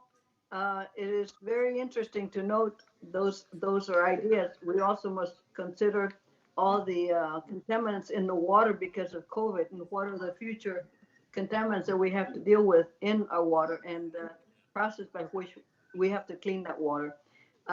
We move on to Mr. Mast. Mr. Mast, you may proceed. Thank you, Madam Chair, and I want to thank all the witnesses for being here to discuss how wastewater treatment infrastructure, how it's impacted the economy, how it's impacted the environment, how it's impacted the public health of our communities. And I want to talk about this issue as something that's incredibly personal to me and a solution that is readily available. Now, first, I would be hopeful that we could all agree that everybody, no matter how much money they have, where they live, or anything else, that something that the government should be tasked with providing above anything is access to clean environment, clean air to breathe, clean water to drink, clean water to swim in, to clean land to live on, to work and play on. And I'm going to circle this back to a problem in my community. We have been plagued not just by dirty water. That word doesn't do justice to it, but by toxic, literally toxic water, labeled that way by the EPA, by the U.S. Army Corps of Engineers. Toxic, too toxic for human beings to touch, according to the EPA. Water testing as much as 495 times more toxic than what the EPA has said human beings should come in contact with. This happens regularly, decimating ecosystems. As many of my colleagues have spoken about public health, the economy, and this happens, as I said, in my community basically every year, every summer. Now, in my opinion, nobody should be forced to live like this, especially when the solution is so readily apparent. And I want to talk about just one part of that today. It was mentioned in many of the comments that were given here, many of the testimonies, the written testimonies, the Clean Water State Revolving Fund. It's due for an upgrade to reflect the needs that states are facing due to aging infrastructure and also due to population changes. That has to be taken into account as well. So while changes to how the fund's money is dispersed have been mentioned, I think we need to discuss and focus to some degree on the need for adjusting the allotment formula, which hasn't been changed since 1987. So in Florida, my state, as an example, since 1987, our population has approximately doubled, making us the third largest state in the country. However, with the current allotment formula, we rank 10th in the amount of funding that we are receiving. Madam Chair, Madam Napolitano, your state is the most populous state in the U.S., yet under the current formula, your allotment does not reflect the growth of your state's population since 1987 relative to what other states have seen. Mr. Ranking Member, Mr. Rouser, the same is true for your state. North Carolina is the 9th most populous state, yet it's 16th in allotment for the revolving fund. So the Clean Water State Revolving Fund, it gives states the flexibility to address the really diverse water infrastructure needs that we see across the country, but it's not keeping up with the way different states are changing.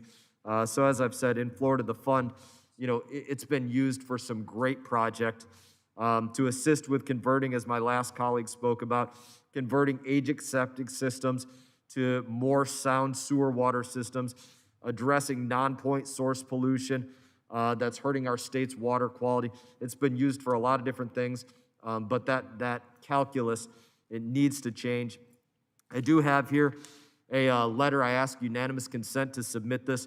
For the record, it is from the Florida Department of Environmental Protection and their Secretary, Noah Valenstein, that states reforms that could be used for exactly these purposes. I ask unanimous consent to submit that, Madam Chair. Thank you, Madam Chair. And in that, I would urge the committee to look at updating how this revolving fund is being dispersed so that it is dispersed in a more equitable way based upon a state's population and its needs accordingly. In that, Madam Chair, I yield back. Thank you, Mr. Mast. That's a great point, and I will look at it further. Mr. Pfas, you are recognized. You may proceed. Well, thank you very much, Madam Chair, and I want to echo the comments of Mr. Mast and so many other colleagues who are calling for reauthorization and modernization of the Clean Water State Revolving Fund. And that's something I hope we can accomplish in a bipartisan fashion this Congress. Today, I want to focus my comments on an issue that is so critical to the public health concerns in my district, to our environment, to the availability of clean water, and that's the issue of these toxic forever chemicals known as PFAS and the need to regulate them under the Clean Water Act. Ms. Coley, I thought you offered some powerful testimony about the downshifting we have seen of the financial burden from the federal level to local ratepayers to deal with water infrastructure needs. And as this pertains to emerging contaminants that you are seeing in Wisconsin and the need to adapt our water infrastructure to address issues like PFAS, I'm wondering if you could comment on the financial and operational strain that is placed on local utilities in meeting this growing and urgent health crisis that so many communities face across the country.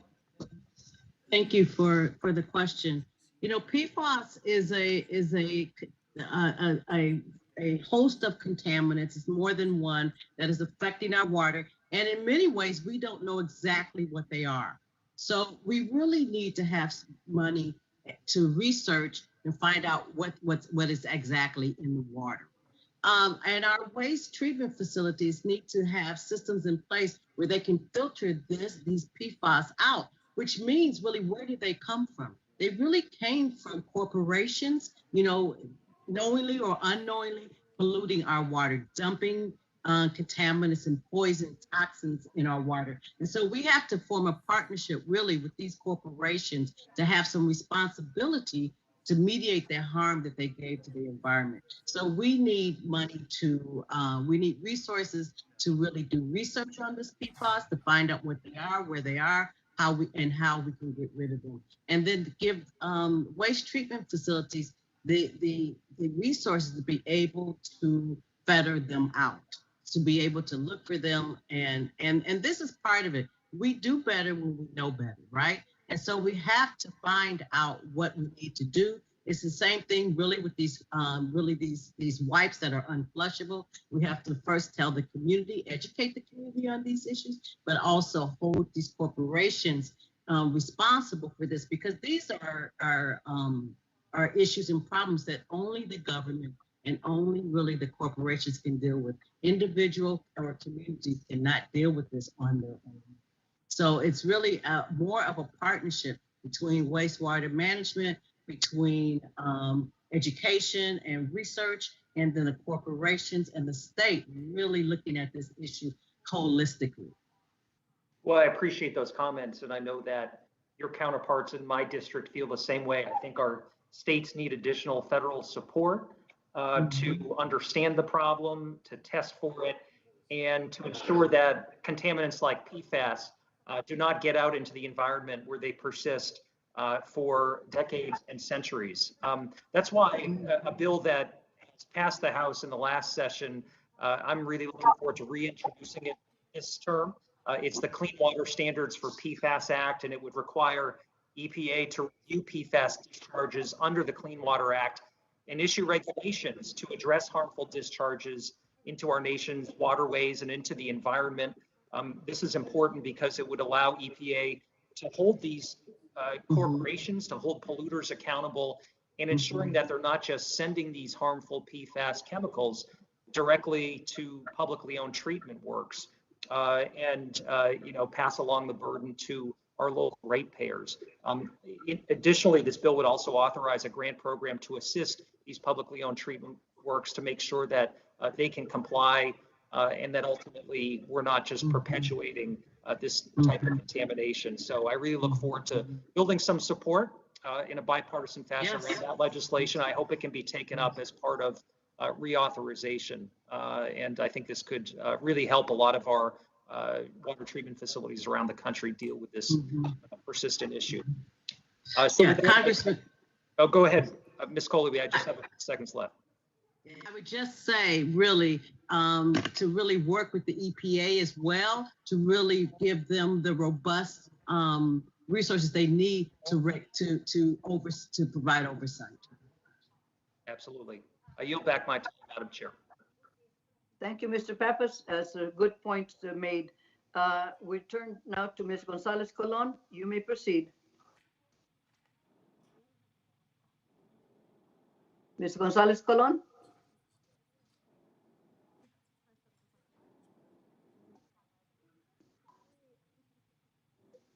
Are you on? We'll come back to her later. Ms. Wilson, you are on.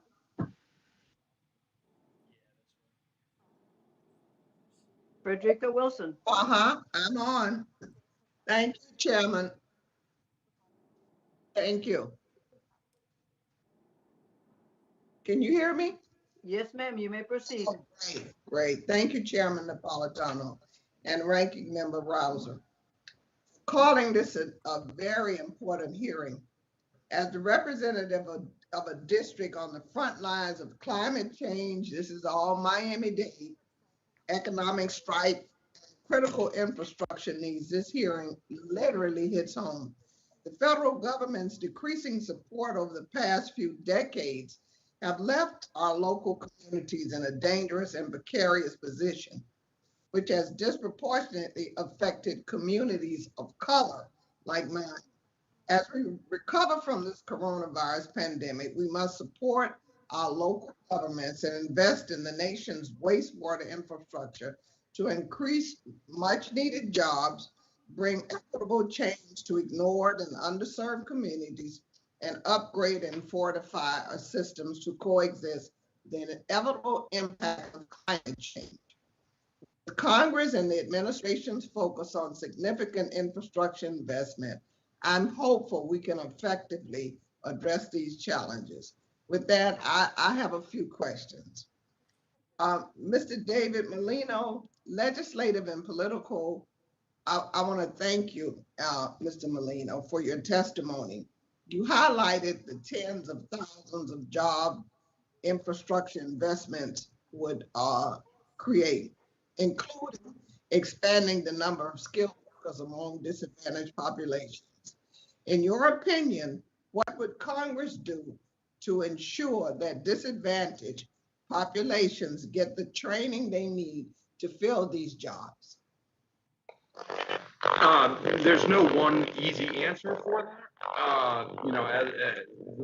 Our union, as well as many of the unions, well, all of the unions in the building and construction trades, have apprenticeship programs and training programs, outreach to local communities.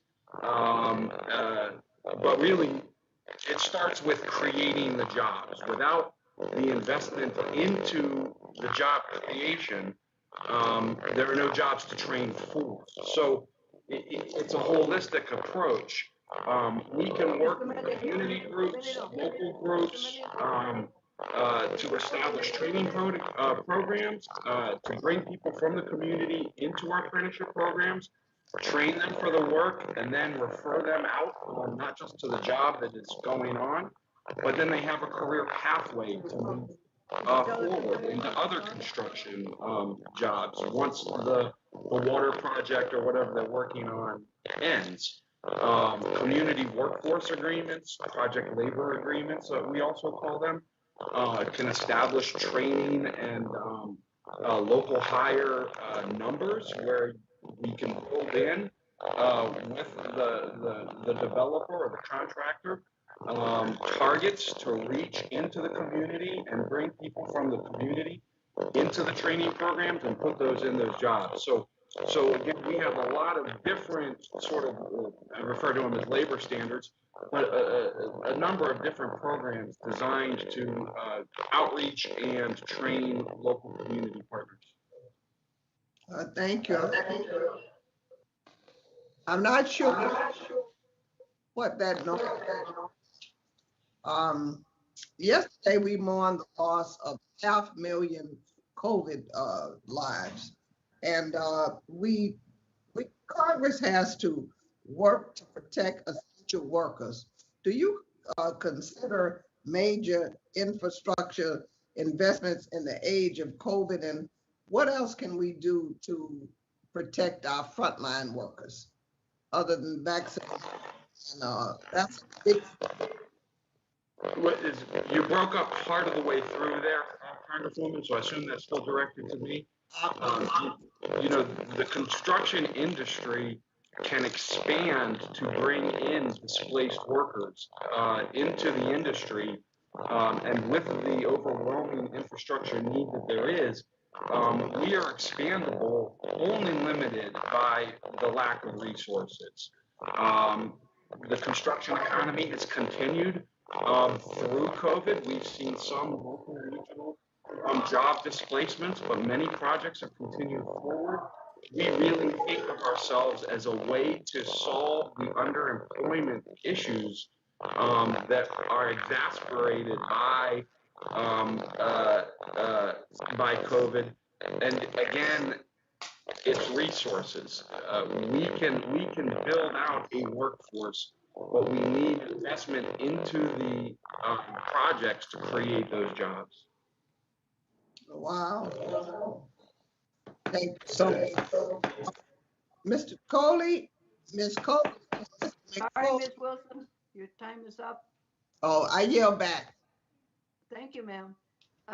We seem to be having a little bit of feedback on Mr. Wilson's line. Hopefully that won't happen on the next one. Mr. Carvajal, you're next. Proceed, please. Thank you, Madam Chair. Mr. McFoy, thank you for participating today and coming here. We know that the climate crisis is here and has been negatively impacting our communities, particularly in terms of access to clean water. We are seeing it in Texas now, and we've seen it in countless other disasters as well. Unfortunately, these disasters are becoming all too common. I sponsored legislation, the Clean Water Resilient Infrastructure and Sustainability Act, last Congress, to establish a grant program within the EPA to ensure that our nation's water infrastructure can withstand the threats posed by extreme weather events. Can you talk about how additional resources from the federal government can help local communities provide access to clean water for their residents? And would legislation like my legislation help in these efforts? Thank you very much, Congressman. Well, I haven't fully read your legislation. I will do that. But any legislation that focuses in on funding of capital, which is what we need to more readily make our systems as resilient as they can be, especially in the face of climate change. That is some of the things that we are focusing in on here in Buffalo, as well as many of the other the states. So with us being right here on the shores of Lake Erie, every piece of legislation that focuses in on developing climate resiliency plans, on developing hardened infrastructure, that will allow us to make sure that we can stand up against these storms that are coming our way, and more frequently. So anything like that, we would definitely be in favor of. Thank you, Mr. McFoy. Mr. Molino, I found your testimony very compelling as you discuss the challenge of maintaining access to water at an affordable rate while dealing with the unpredictability of extreme weather events. As you discuss, we have a backlog of water infrastructure needs. And I know this question is similar to the one that was asked before, but you came across with a lot of feedback. So I'm gonna ask the essence of that question again. Can you elaborate how this backlog is impacting disadvantaged communities? And as infrastructure is in essence a jobs bill, how will investing in water infrastructure help create more jobs, and how we can make sure these are good paying jobs? I'm going to hope that my microphone problem is fixed. If not, I'll have to log out and log back in. Again, there are a suite of labor standards that help assure that these jobs created are high road jobs. We don't want to see federal investment be used to drive down wages and labor standards. Things like Davis-Bacon protections, again, community workforce or project labor agreements, local hire requirements can all be built in to projects to help spread the benefits across a broad segment of the population. And again, this is an issue that can be solved by more investment. What we need first and foremost is more money into projects, a big infrastructure bill across the board, investments into roads, bridges, water systems, the grid, you name it. We can expand the workforce into to fill that need. Does that answer your question, Congressman? I'm not sure I got it. Thank you very much, Mr. Molino. It certainly did. I appreciate you being here, and I appreciate your answers. So thank you very much. Madam Chair, I yield back. Mr. Carvajal, and I'll take the prerogative of the chair to recognize Mr. Rouser for one more statement. Mr. Rouser. Thank you, Madam Chair. And I have a copy of a document here from the city of Pleasantville, and I ask unanimous consent to insert in the record on behalf of Representative Van Drew, who sits on the full committee, the City of Pleasantville Sanitary Sewer System Evaluation, if you don't mind. So ordered. Thank you much. I have a quick follow-up, if I can, for Mayor Berger and also Mr. McFoy, if he has any thoughts on this. But I wanted to get your thoughts on changes to permitting. What benefits would local communities have with changing the current Clean Water Act law to allow cities to have a 10-year, for example, rather than a 5-year treatment works permit? Just wanted to get your thoughts on that and drill down on that a little bit. Well, thank you, Congressman. I guess I have two reactions to that. One is the fact that a 10-year permit would give more predictability to a community. I think would be really important for the long-range planning for a local system.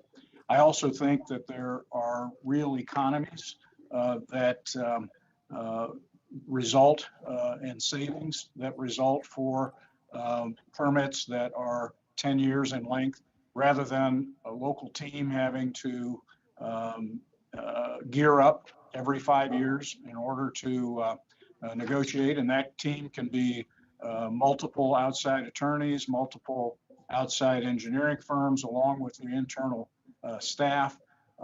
That marshaling of human resources to deal with a 5-year permit cycle is expensive. So again, I think that the two benefits are a savings that would result from that expense, but also the predictability of a 10-year permit allows, particularly for the kinds of improvements that are required by consent decrees and other orders, a 10-year permit lines up much more for achieving that long-term set of objectives. Mr. McFoy, do you have any opinion based on your experience? Congressman, I would love to simply piggyback on what Mayor Berger has said. The stability that a long-term permit provides is wonderful. It allows us really to plan out our capital investment, to reduce those human resources that we do every time it's time for permit review. And it really allows us to right our ship in the direction that needs to happen for everything that we must do as utilities. Thank you. Madam Chair, I yield back. Thank you again. Well, thank you. Thank you very much, Madam Norton. Representative Thank Norton, you. I you're hope on. you can hear me. Yes, we Chair.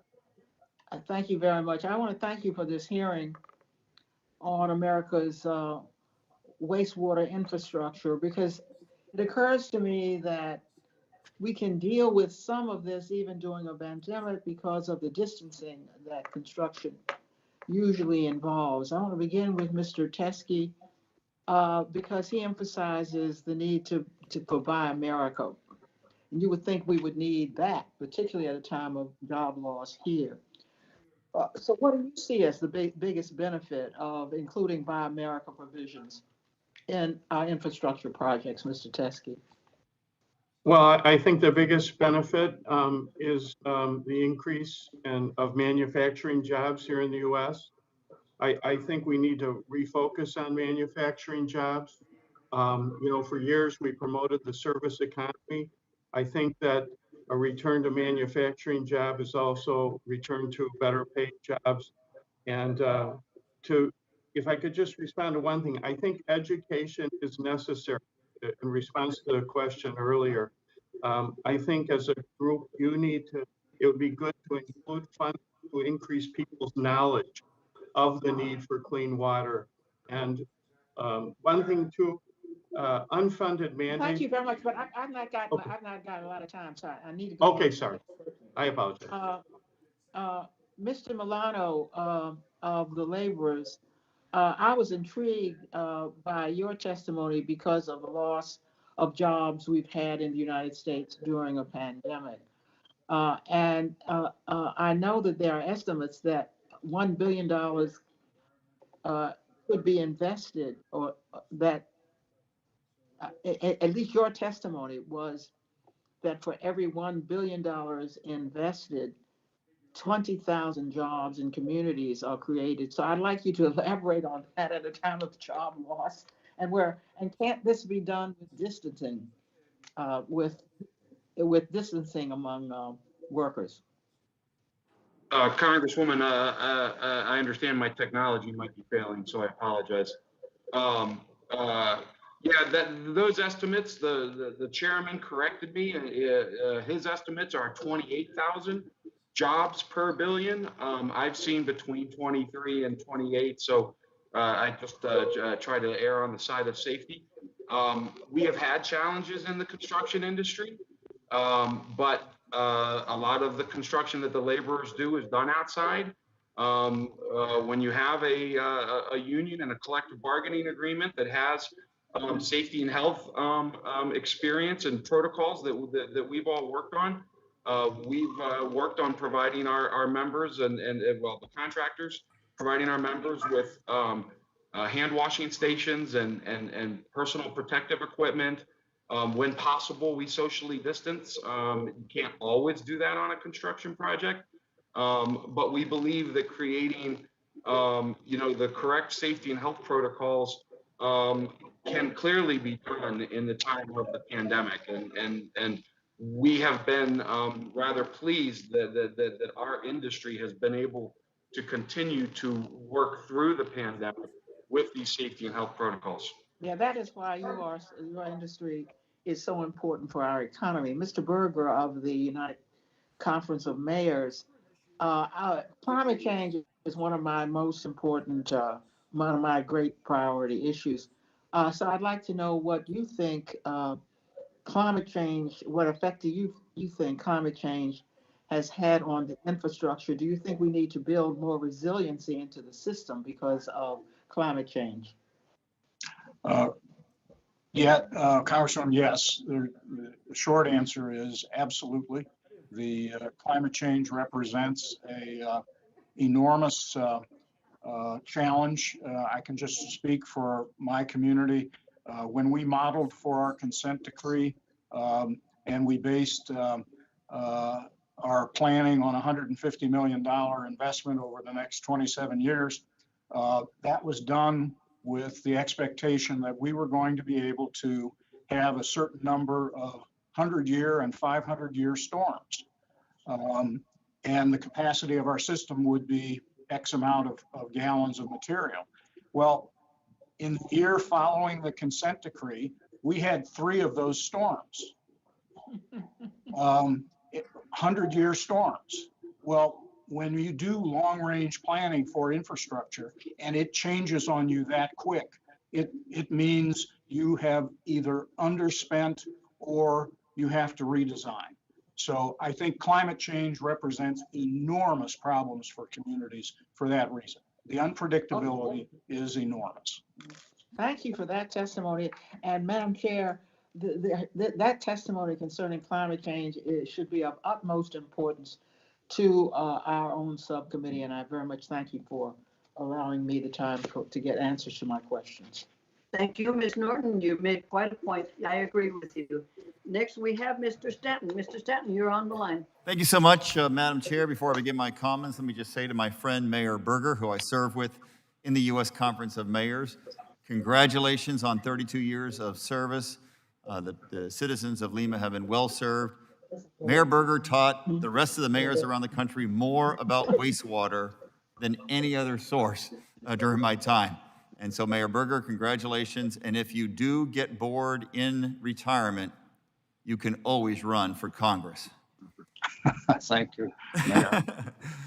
As a new member of this subcommittee, I appreciate our immediate focus on renewing the federal commitment to this vital infrastructure that supports our urban and rural communities and tribal nations, and that is wastewater infrastructure investment. The Southwest is rapidly changing and growing, and Arizona is no exception. We are the fastest growing state in the country. Since 1970, Arizona's population has ballooned from 1.8 million residents now to over 7.5 million people, a 315% increase, 115,000 new Arizonans per year, 300 per day. In 2019, Arizona ranked third in population growth, with many of our communities growing faster and faster than the national average. To sustainably welcome and provide for the millions of people who will call our region and our great state home in the years to come, we must invest in our infrastructure and secure our water future. Last year, the Arizona section of the American Society of Civil Engineers released its 2020 infrastructure report card, which reflects the condition of our infrastructure across Arizona. We received a C- for drinking water and wastewater. This requires immediate attention. In fact, over the next 5 years, we will have a shortfall of almost $1.5 billion in wastewater alone in the state of Arizona. As the former mayor of Phoenix, I know firsthand that local leaders must be innovative when it comes to addressing our aging infrastructure and planning for our water future. And frankly, we can't afford the alternative. We know the future of our residents and of our economy depends on how well we anticipate, plan, and respond to our water-related challenges. Investing and supporting our state's water growth goes hand in hand with taking care of our most precious resource. We have to make sure that federal dollars flow to areas throughout the state of Arizona, like those provided through the Clean Water State Revolving Fund, so that we can continue to address these needs in our communities across state, whether rural, tribal, or urban. I have questions for Mr. Molino of Launa and O.J. McFoy. Mr. McFoy, in addition to providing the federal investment necessary to meet these infrastructure needs, we also must make sure that we have the trained workforce necessary to operate these facilities today and well into the future. The GAO projects that 30 to 50% of the municipal water workforce will be retiring just in the next decade, taking with them decades of experience and knowledge. As we witnessed through the pandemic, the women and men working in municipal drinking water, wastewater, and stormwater are essential workers who provide public health and provide community economic stability. Last Congress, I proposed language that was included as part of the reauthorization of the Clean Water SRF to allow states to reserve up to 1% of the funds they're allocated each fiscal year for workforce development and training. This could equal tens of millions of dollars a year for local water workforce development efforts. Mr. Molino and Mr. McFoy, can you talk about how dedicated funding like this assistance would be helpful in addressing workforce needs and how it might benefit small and rural communities in particular? Congressman Stanton, I would like to say, thank you. There are many Buffalonians that now call themselves Arizonians. But when we look at the workforce end of this, that is a critical piece that we need in our utilities. As you had mentioned, our workforce has completely changed over the years. And when you look at the report renewing our workforce that was done in recent years, it focuses in on how that workforce is going to look going forward. Our workforce needs to reflect the communities in which we come from. We really are focusing in here on the water side in Buffalo on equity. We really need our workforce to better reflect our communities and also to make sure that they receive all of the training and development needs that they have to get these good paying jobs that we are here to offer going forward. That's great. And then how about Mr. Molino representing our friends at Leuna? Well, Congressman, first and foremost, the laborers have and have for generations had a very mature training program. Our members don't pay for their training. The training is provided through joint labor management committees, through contributions that go into our training programs as a result of the hours worked by every member. That money is pooled and the training is again provided to our members free of charge, and that can go for basic skills upgrades, and continued professional development into our sector. As a rule of thumb, we would prefer to not see a lot of federal money be thrown out to the non-union low road construction contracting community who aren't making those investments that our contractors do. Again, I understand that there's need out there and not every community is the same, but we would prefer to see resources go into actual projects that create the jobs, that create the demand that allow us to train for those. Thank you so much. I Mr. yield back. Thank you, Mr. Stanton. I'd like to go to Mr. Garamendi next. Mr. Garamendi, you may proceed. Thank you, Madam Chair. Appreciate this hearing. It's an extremely important hearing, and one of the advantages of being last is I've learned a lot about issues. I'm going to really limit my questions. The EPA Clean Water State Revolving Fund, the WIFIA Fund, the Drinking Water State Revolving Fund, all of these programs require that American steel and iron be used. But there's a lot more that goes into projects than just steel and iron. Mr. Temke spoke to the issue of, Teskey spoke to the issue of other things. So what I'm really looking at here is whether we should or should not include in any legislation Tammy Baldwin's and my legislation from last year that would require Buy America provisions be written into the programs that we're discussing today, the Clean Water State Revolving Fund specifically, and then also WIFIA, as well as the Safe Drinking Water State Revolving Fund. So my question goes to, first of all, Mr. Temke, thank you so very much for your testimony, where you spoke directly to this. Why don't you take another 30, 40 seconds and hit this theme one more time? Thank you, sir. Yeah, I think it's very important that all of the products that are used be made in America.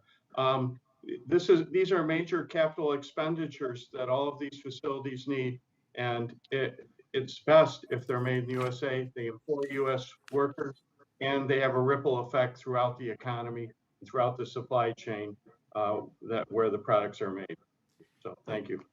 I really appreciate your testimony where you spoke to the capital investment that your company has made in anticipation of Buy America provisions in the upcoming legislation. I know, Mr. Milano, you're well on this. We worked with you last year on these issues, and we continue to work, the last decade on these issues. So I'm going to move to a different subject here in my remaining 2 minutes. Mr. Rouser raised this issue in his last question, and that is, what are we going to do about the discharge requirements, the National Pollution Discharge Elimination Systems, the NEPIDS requirements, presently 5 years. By the time an agency knows that it has a problem, figures out what to do about it, deals with all of the litigation, 5 years is gone. And so the move to a 10-year period of time is, in my view, very, very important. And that's why last year we introduced a bipartisan piece of legislation, HR 1764. I just had a discussion with Mr. Rouser about this. Perhaps we'll reintroduce that bill, taking advantage of his ranking membership on this committee, and get the job done this year. With that, I've covered most of my issues that were covered by other members, and I'm going to yield back my remaining 1 minute and 40 seconds in just a second as I drive home once again the need for Make It in America, Buy American legislation. It does us little good to spend billions and billions of dollars and then see that money offshore to manufacturing facilities in China or other places around the world where American dollars, American taxpayer dollars, are being used to support other economies and not our own.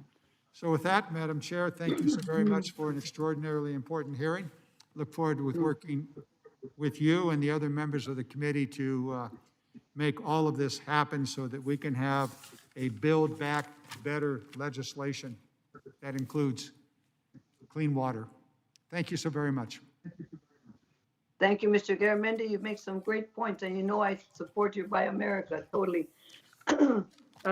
Ms. Gonzalez Colon, you may proceed. Thank you, Madam Chairwoman, and happy to be here. And thank you for holding this hearing. I think it's important.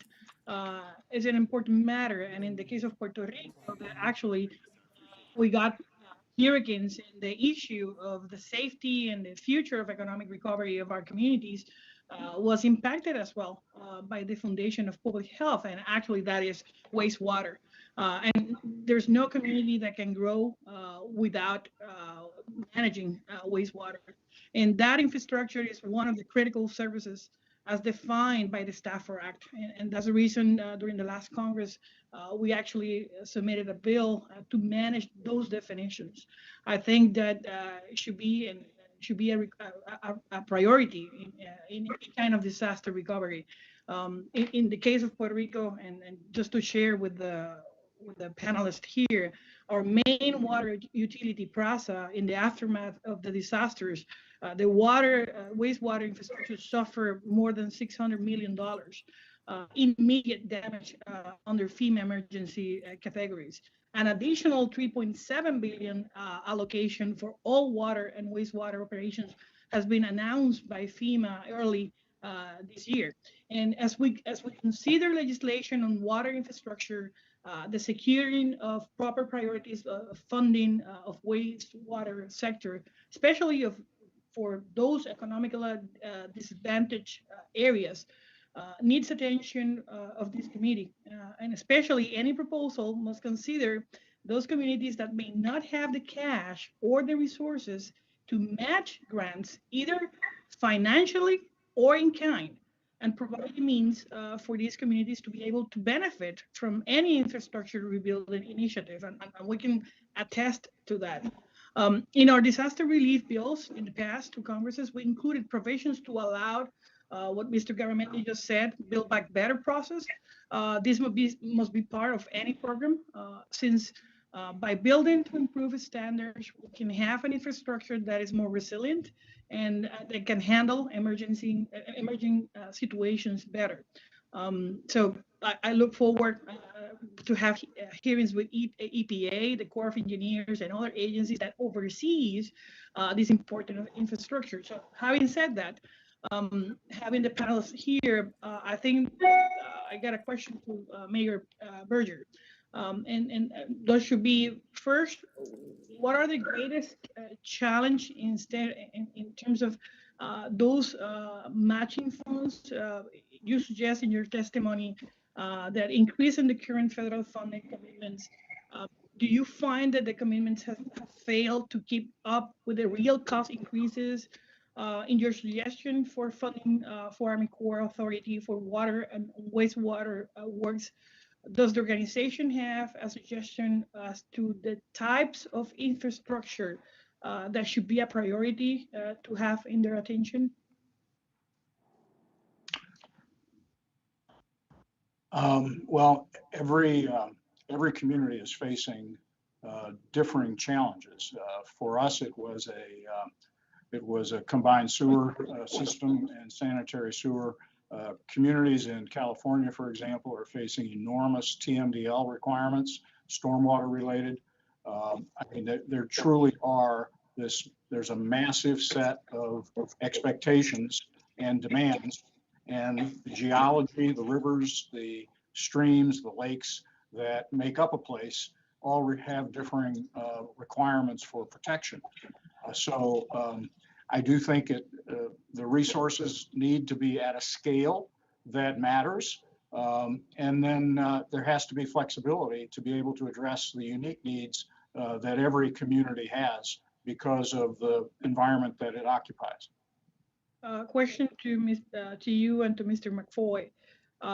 Do you both consider that stormwater management should be included along with wastewater under the definition of critical infrastructure for the Stafford Act purposes after disasters? Yes, Mayor Berger. Go ahead, please. Just an emphatic yes. It's critical. That is the situation here in Buffalo is our stormwater challenge in dealing with that, and we count that as critical infrastructure. Thank you. The other thing I would add is that integrated planning, as it's currently been codified, only deals with the wastewater and stormwater. It does not yet include drinking water issues. And I think that one change that the Congress should also be teeing up is the opportunity to actually break down the silos for communities so they can create integrated planning for all their water-related needs. They can then establish priorities and with those priorities, long-range plans for being able to ultimately afford those over time. Thank you. Yield back, Madam Chair. Thank you, Ms. Gonzalez Colon. I understand Mr. Catco has arrived. I will proceed and let him speak. Mr. Catco, you may proceed. Thank you, Chairwoman Napolitano. It's good to see you again, my friend.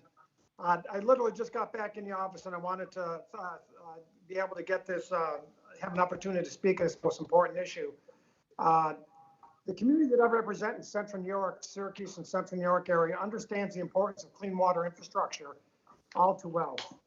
Whether our community is working to replace aging pipes in Syracuse or responding to harmful algal blooms on Owasco Lake or the other tributaries, the need for further investment is clear. Additional federal support is essential to help state and local governments finance essential drinking water and wastewater projects.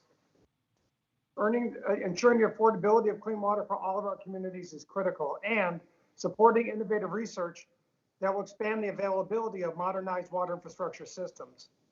I look forward to working toward these goals with my colleagues on this subcommittee and to discussing these efforts with today's witnesses. And I got a question for Mr. McFoy. In your testimony, you touched upon the importance of employing innovative clean water technologies.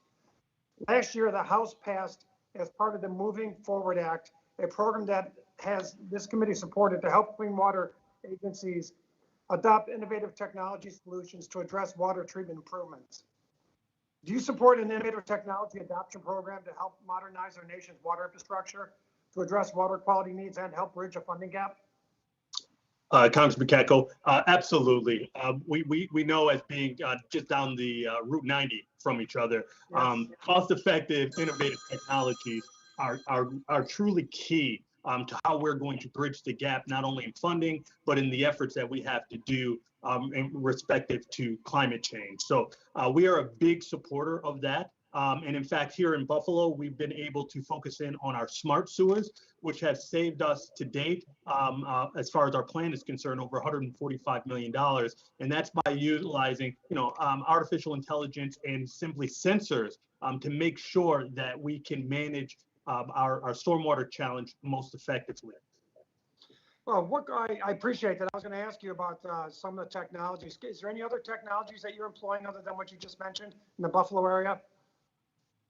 Yes, sir. Everything that we can get our hands on, that's what we're trying. From our treatment facility, we have, where we are working on our DO probes and establishing things that will allow us to better manage our energy concerns, to out in our collection systems. We are always focused in on that innovative, cost-effective technology.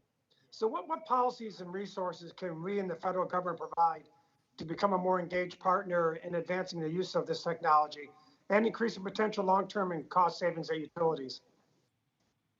One of the major things that we can that the federal government can definitely provide is really having allocations that are focused in on new technologies and smart water. And I know that has been out there and that's been kind of pushed through, but advanced research projects as well. Those are very critical to how we are going to accomplish the next 21st century utility. Okay, very well. I thank you very much. Listen, I went to college right up the road at Niagara University, so I know Buffalo well, and it's good to see the renaissance it's undergoing. And the renaissance will be complete when the Bills win the Super Bowl. Absolutely, sir. Absolutely. I yield back, Madam Chair. Thank you, Mr. Katko. I appreciate your coming on. And now I must tell you that there are many facets to water. There from climate change to training, manufacturing, Buy America, education, and this goes on. We must ensure that if the money goes to the states, that the states use it for the intended purpose, number one. And I certainly want to thank all the witnesses. You were fabulous, most of them on time, not really bad. And I thank you very much for being with us. You may have given us food for thought, your insight. Thank you very much for all of your testimonies. I ask unanimous consent that the record of today's hearing remain open until such a time as our witnesses have provided answers to any questions that may be submitted to them in writing. And I ask unanimous consent that a record remain open for 15 days for any additional comments and information submitted by members or witness to be included in the record of today's hearing. And without objection, so ordered. I'd like to thank our witnesses again very much. You have been great witnesses, and I thank you very much. If no other members have anything to add, the committee stands adjourned. Thank you, Madam Chairman. Thanks, everybody. Bye. Bye, thank you.